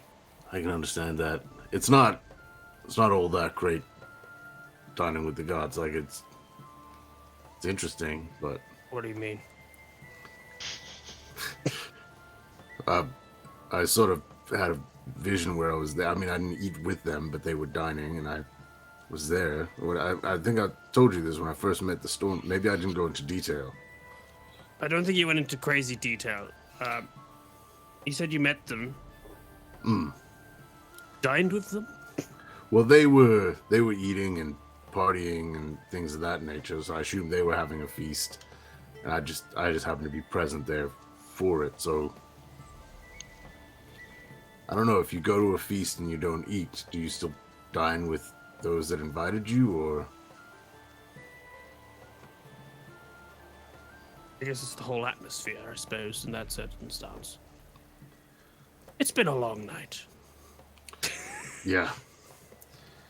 These are very unimportant moments, though, factors right now, I guess.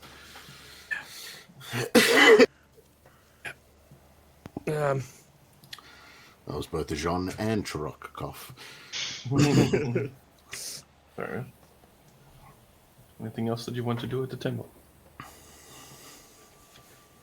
John just keeps looking over towards Celeste and Mina, and like running through flashes in his head of him in the exact same pose, holding his son there, or his mother, or his sister, and just thinking about what tonight could have been.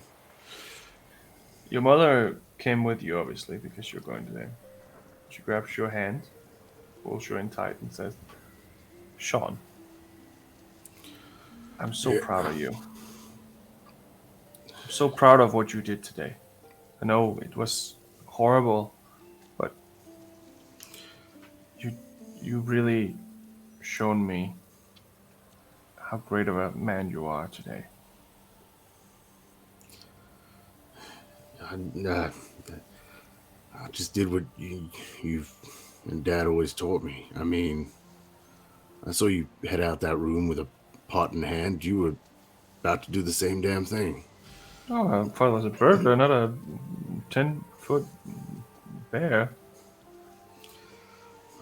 Well, I know you probably would have acted anyways. Probably. Thank you, Mom. Pull her in and give her a big kiss on the forehead. She just retrenches. This is probably not the time nor the place, but I don't know when there will be another chance for me to tell you, and I think I just have to now. Right. We found Dad, Mom. Oh.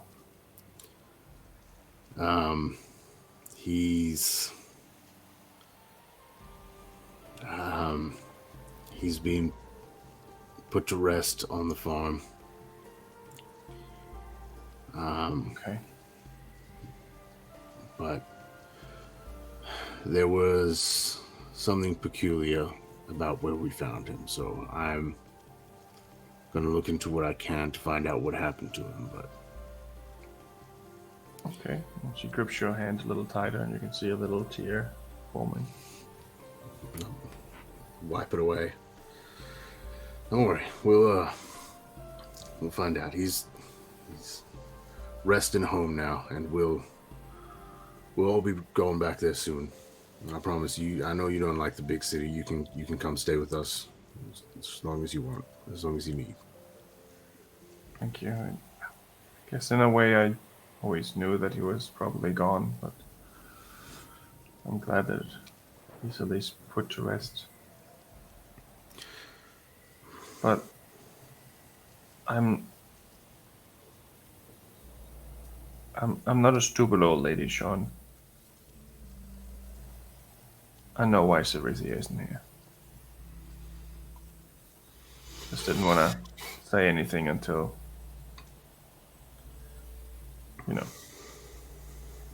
I know. Yeah. Well, Derlin will fill you in. He's going to be staying here for a while, though now don't even know if here's safe. Okay. Well, maybe getting some sleep is the first step. Maybe we should try to get some if we can. Agreed. Bring her in for one more hug, and as I'm sort of giving her a tight squeeze, look over to Celeste with Mina again and just appreciate how things went down. Ultimately, and then, yeah. There we go.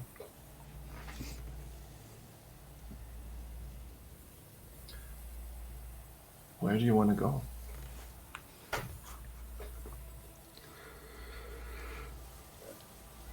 Celeste will kind of follow Jean's lead, I suppose. Jean and Drakic. She's much too preoccupied. She's just kind of feeling so guilty about bringing this girl into this situation from start to finish, basically, from the moment she set eyes on her.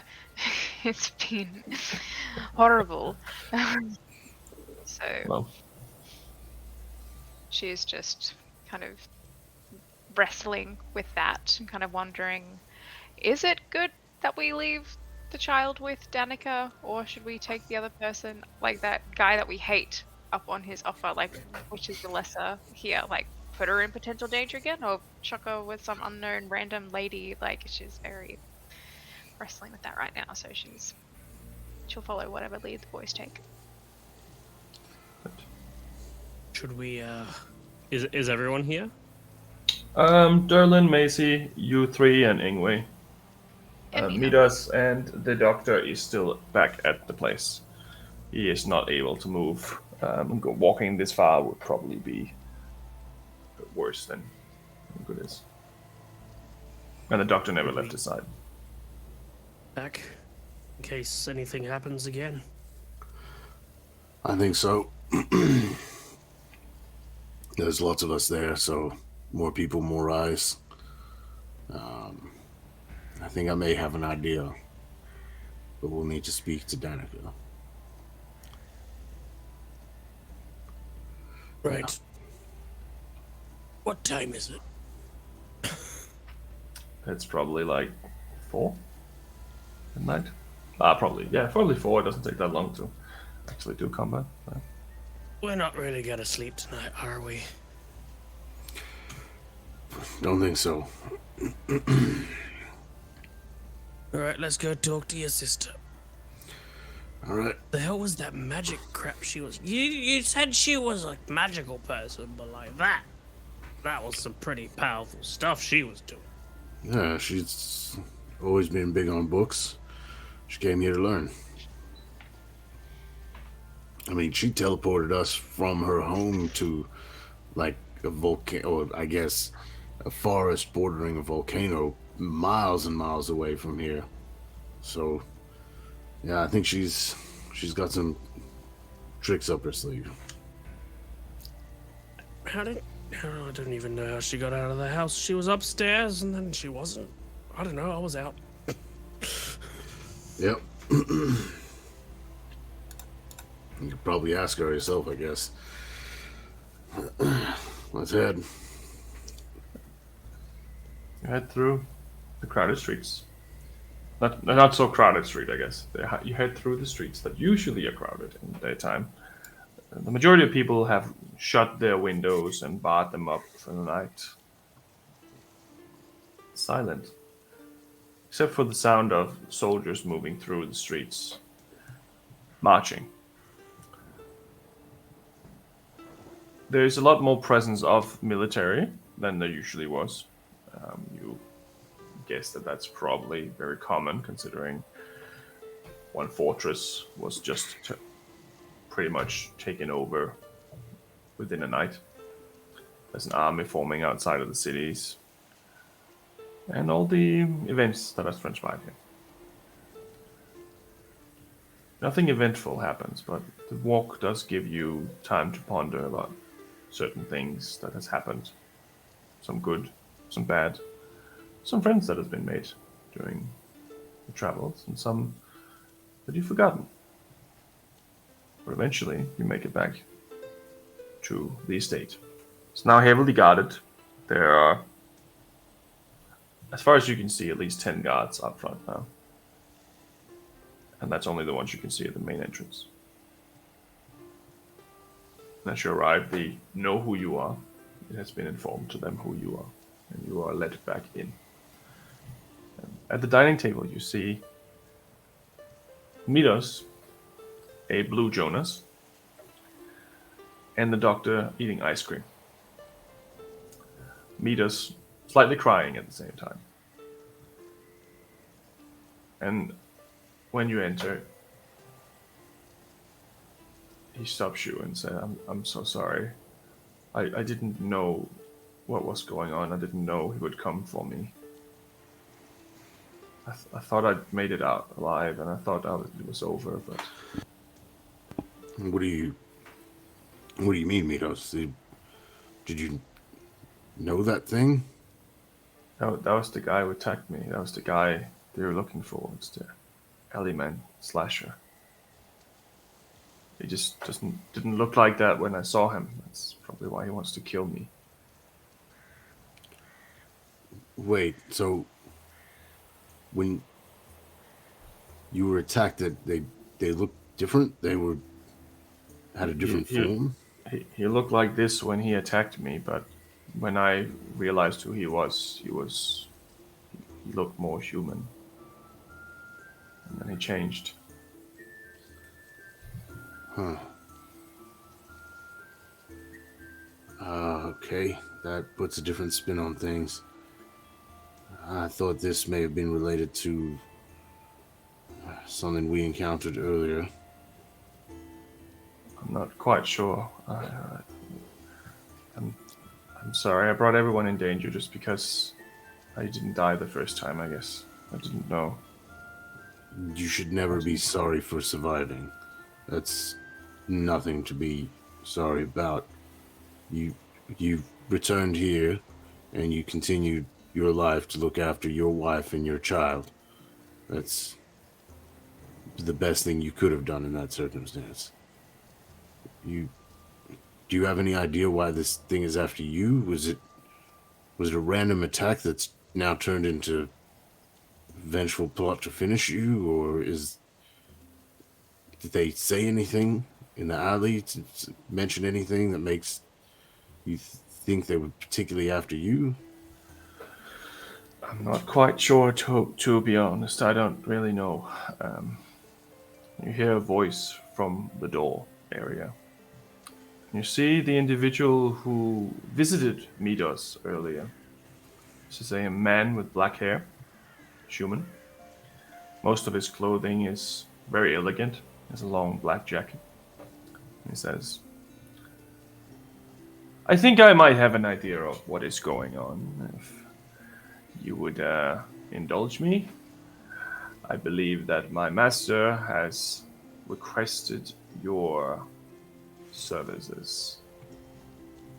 Puts a little envelope on the table, and he walks out. Oh, hold on, friend.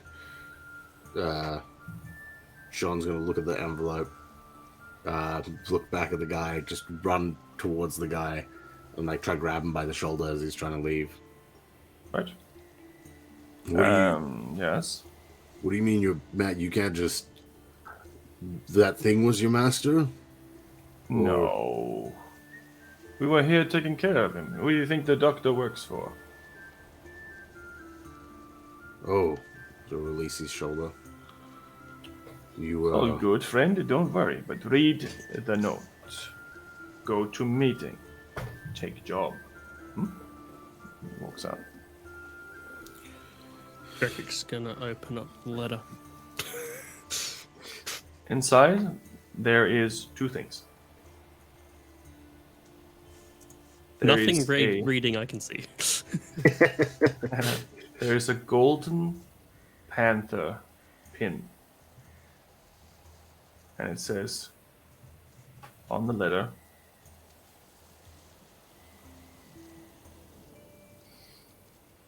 Krakow, Cillian. And that's where we'll leave tonight's episode.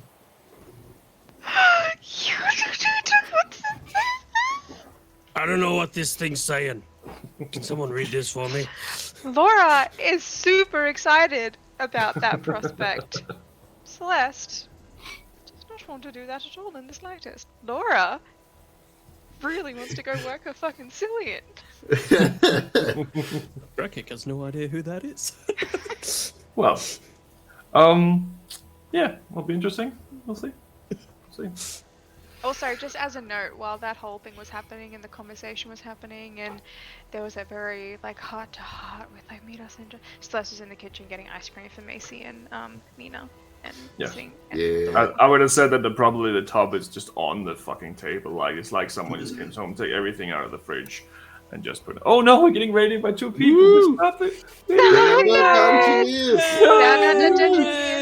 Oh, thank you so much.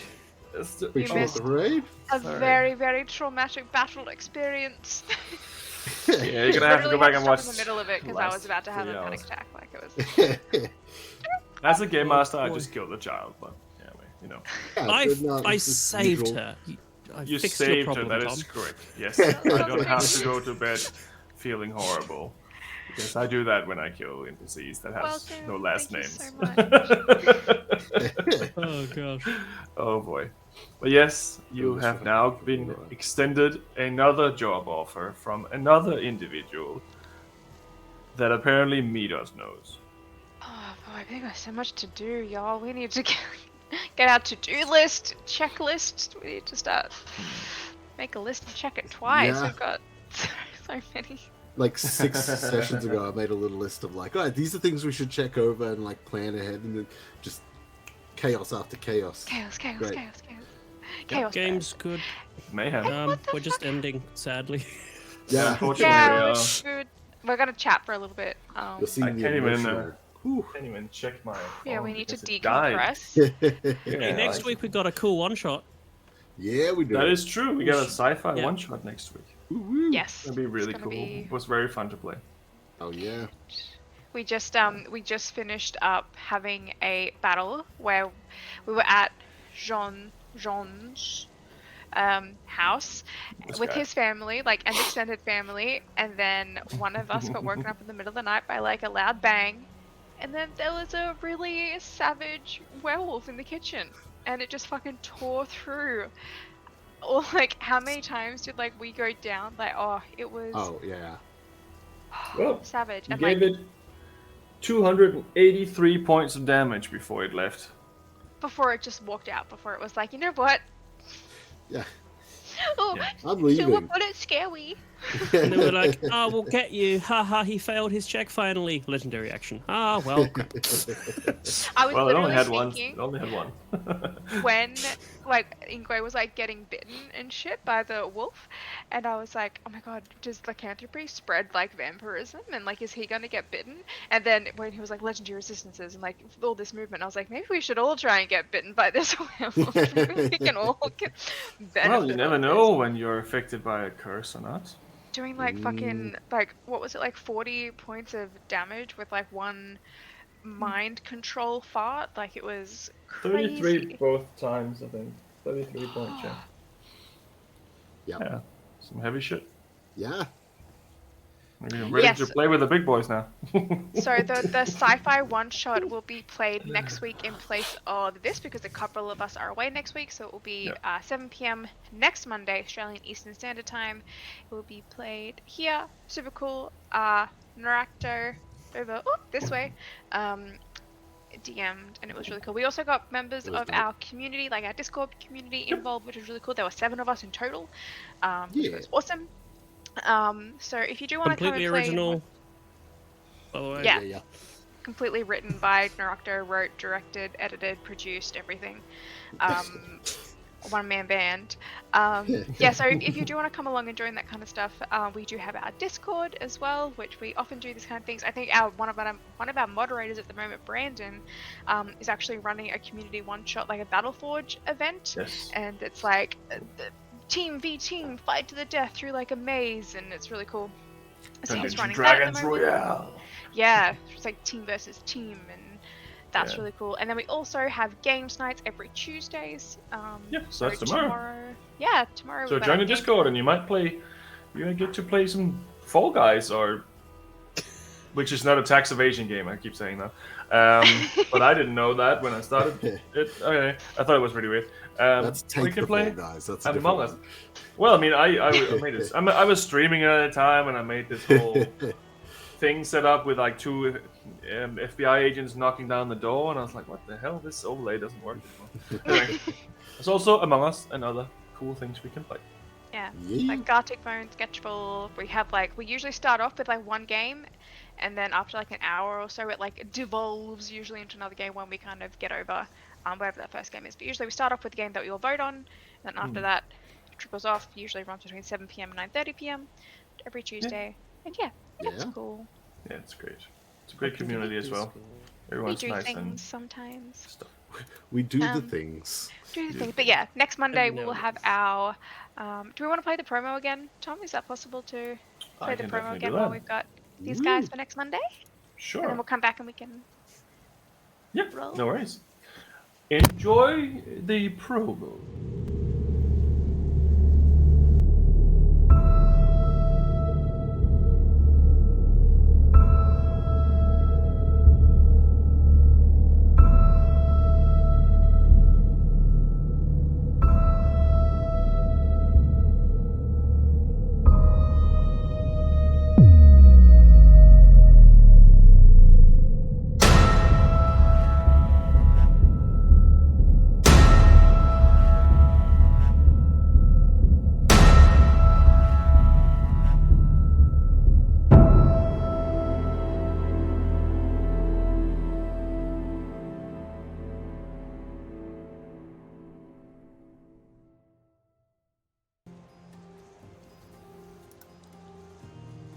Woo! Oh, that was the wrong one. There's no battle map now. Ah, There you go. ah, ah. Go for initiative, everyone. I just bring it back in. Also, Guys, you I didn't don't have even any kill it, spell so you, slots left. I've got like 3 first level spell slots. Battle scene. No. you didn't even kill it, so now you maybe have to do it again. Ah, I got cantrips. I got that firebolt cantrip. I'm good. Oh, that's good. This was a fair fight. At I level rolled an 15. 18, by the way. Oh right, yeah, that thing. Oh, Oh, Which, speaking of voting to raid as well, yeah, big thanks down under Dungeoneers for the raid. Yes. Those from our gang, why don't you go check them out as well? I'm sure they're the dopeness. I say I'm sure, we've raided them once before. They are the dopeness. But yeah, thank you for raiding us as well, guys. yeah, support the supporters. Yeah, share the love. D&D. Yeah, raid It's the the raiders. best. Well, I got a 10 for the thing. 3. I got an 8. Oh, I guess it's yeah. me then. Radio. Don't sound so disappointed. Oh, I get to man. choose. What is this? Okay, so there's this streamer called Monsters and Mayhem that's streaming right now. We should rate them. I'll try. What happens I if don't we like raid this. ourselves? Those Just guys are me? just fucking chaos. Oh my god, ready, set, roll, Australia! Oh, there you Wait, go. someone else just raid. I was literally just about to say, well, there's 2 good options open at the moment for a raid. Ready, set, roll, Oz, and one What? of them, and then they jump Oh my right in. So God. there you go. Oh, shit. Hey, Well, guys. it's like one of those things where we don't get to end because people just keep joining. Just keep Yeah. reading. 24-hour Roll D&D session. promo again. Why not? I'm not sure you can handle 24 hours of this emotional trauma though. Welcome. Thank you Thank you for the raid. much. Everyone go check out Ready, Set, Roll Australia or Oz. Yeah. Yeah. Thank you so much. We love you and we appreciate you. And we really hope that you had a great stream with what you were doing. Hope your session was not as stressful as ours. Yeah, it was Well, I fun. guess the stress is fun, so it depends how you view it. Certainly got the heart rate racing. Who needs to work out when you just play Dungeons and Dragons? So I have one little tidbit of inside information I can divulge with the rest of you. You remember Pete? Yeah. Yeah, Pirate Yeah. We love So, Pete. yeah, you love Pete. So in our home game, he's Captain Redbone. Oh my god, no! I should have killed him. We should have let him die. We love Pete. Fuck Pete. Yeah, I literally said. And the it should have reason been he has a Pete, peg but leg is because Adam saved his life. Oh, he so was in much. Adam's one shot too. You Oh, did mention no. one of the other No. guys was linked. Yeah. And the Yeah. other You good killed a guy- troll? I love that. Troll. We It was got beaten perfect by a thing. werewolf. We got Yeah. the guy that beat by a werewolf. Ben Willoughby, thank you so much. that's Wouldn't okay. let you. That sucks. But yeah, join us next week for a crazy one shot instead of this, and join our Discord. It's great fun. Yeah. Yes. Normally so we we've got stream every Monday, but next Monday we are specially prepared because we are going away, some of us. We're all sleeping. No, Or I'm sleeping. kidding. So with our one shots as well, we usually grab people from our Discord community to come in and join that. Sorry, I'm going to go on another little spiel again. Yeah. Fine, we got another raid. We can do it again. Do this. Do it. So we get people in from our Discord to play one shots with us. One of our moderators at the moment is actually running a Battle Forge like Battle Royale one shot where they got teams and they fight each other in like a maze, which is really cool. Thank you, Chicos and Dolan. And we also play games. We have a games night every Tuesday as well. We vote on a game that we'll start with. Usually it's like Fall Guys, Among Us, Galactic Phone, whatever it is. And then that divulges usually into some other games as well, like Sketchball, Galactic Phone. Cards Against Humanity, I think, is up tomorrow night, which will be fun. So yeah, that's every Tuesday at 7 o'clock, usually until about 9:30 or whenever we get the sleepy. So come along, it's really fun. And if you want to do one shot and things like that, go hang out with us. And You also, want to put on crazy accents? It's not we too do bad, that. eh? Crazy accents, it's really It's not too cool, bad, guys. And we should have, pets Yeah. and food and birthdays and like all the cool things. So that's cool. Thank you. Play the promo again. We played it a lot. We'll post the promo in our Discord, so we'll post that tomorrow for the sci-fi one shot next week. Yeah, Definitely I'm worth Or else watching it's to gonna be raid. endless loop. I'm happy to raid the Eldritch Scribe, by the way, unless they raid us first. Eldritch Scribe? Well, we'll see now. It's been literally twice in a row. We're like, ah. It's a time race. Well, normally we have our shit together, but not today. Yeah. Well, we did. Yeah, we did promo finish for a next early week will be on the start. Discord soon. I think we'll share it there. That sounds like a good idea. Very well. Yeah. Well, thank you everyone for dropping in. Everyone for raiding and watching. Yeah, all the raids. Listening, watching promos. And The yeah, mods, I the think it's chatters, time the whole we gangs, all of them. yeah, I think it's time we jump on and help someone else out for a little bit. So when we join, please love them, follow them if you like what they do. And yeah, just hang out and be cool people. That's what we inspire people to be. We love you. Yeah. Thank you so much for hanging out with us tonight and watching us, giving us that emotional support that we needed.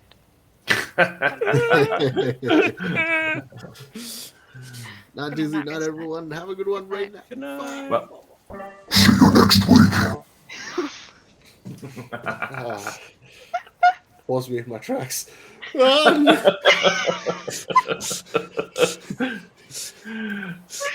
You broke him. broke everyone. Excellent. It transferred just after Tom said, "See you next week." That was perfect. No, there you go. Perfect. Right, we're through, I guess. Through.